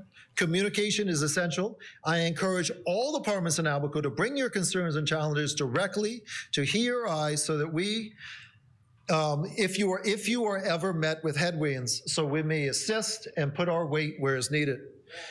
Madam Speaker, I am thankful to the Attorney General for his insight on the challenges that the Family Islands deal with on a daily basis. I am proud to say that in the near future, Abaco will be a part of a pilot program to host our own deputy registrar. This is monumental. No longer will we have to rely on New Providence registrar for simple things as marriage certificates, birth certificates, and documents that are needed in every aspect of our lives. This saves time, travel expense for every Bahamian in Abaco that will also and will also facilitate an ease of doing business, one of our priorities. I would like to briefly mention a personal initiative that is close to my heart. After Hurricane Dorian, we saw in the Abaco Keys the value in homegrown nonprofit organizations. In Hopetown, these homegrown nonprofit organizations, in collaboration with our foreign friends, were able to rebuild government school, government clinic, government library, docks, CIS-BPL, CIS Royal Bahamas Police Force, and much, much more. This enabled us to get back to business in such an expedited time. It showed that with the love of our country by our foreign friends and with the resiliency of our people, there was nothing that we could not accomplish. I am taking this vision to the next step, and I am in the process of creating the Great Abaco Foundation. This will be a nonprofit organization with 501c3 tax exempt so that we may do the small projects, Abaco-specific programs, scholarships, and hurricane preparedness. Combined with our established government initiatives and programs, this foundation will further aid my fellow Abaconians in small projects, grants, scholarships, and more. You will hear more about this in the coming year, and I'm proud to set forth on such an initiative to help the youth of Abaco for many generations to come. My fellow Abaconians, if you reside in a community that I have not mentioned or not in a community that was mentioned and you may believe there is a pressing challenge at hand, I would like to convey that within my term, all communities within my constituency will be addressed. Furthermore, I encourage all Abaconians within my constituency to forward me their insights and their priorities respected to their communities they live in, to my constituency email address, john@johnpenderabaco.com. I read every email. I take every concern seriously. I appreciate the intel because I cannot see everything all the time. and those who live within the communities knows what's best for the communities. My mission during my tenure as your member of Parliament in Central and South Abaco is to grow our economy to all quarters of the constituency. This is only the beginning, and Abaco will be stronger year after year. In my plan, at the end of this term, our GDP contribution will be greater than pre-Dorian. I spoke on many aspects and how this budget will be a benefit for the Bahamas and in particular my fellow Abaconians. I would like to speak directly to the Abaco diaspora and Abaconians living across the Bahamas. Come home. Abaco is on the verge of an economic rebound. All Abaconians, come home or send your money home. Abaco is your home. Abaco is... and it is important to be a part and have faith in what Abaco will become. Abaco is in need of great talent and Bahamians with heart and deep-rooted love for Abaco. Quickly, I would like to say congratulations to all the students graduating in the upcoming week.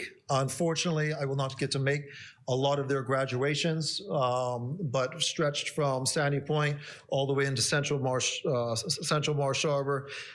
Congratulations on coming to the next grade. Congratulations on graduating high school and endeavor to do great things.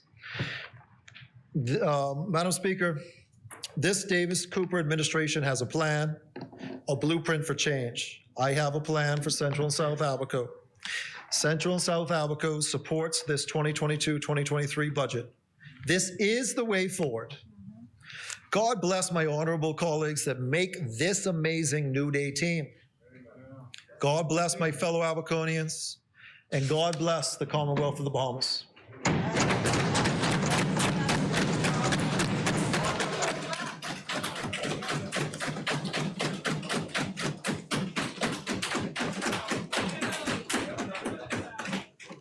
Thank you, Honorable Member. The Chair recognizes the Honorable Member for West Grand Bahama. Stirring and revolutionary contributions to the budget. We now move for the suspension for lunch to return at 3 o'clock this afternoon. Marco City will be on the floor. Thank you, Honorable Member. Is there a seconder? It has been moved and seconded that the business of this House be suspended until 3 p.m. All those in favor shall remain seated. Those opposed will stand. The motion is agreed. The business of this House is suspended until 3 p.m. All rise.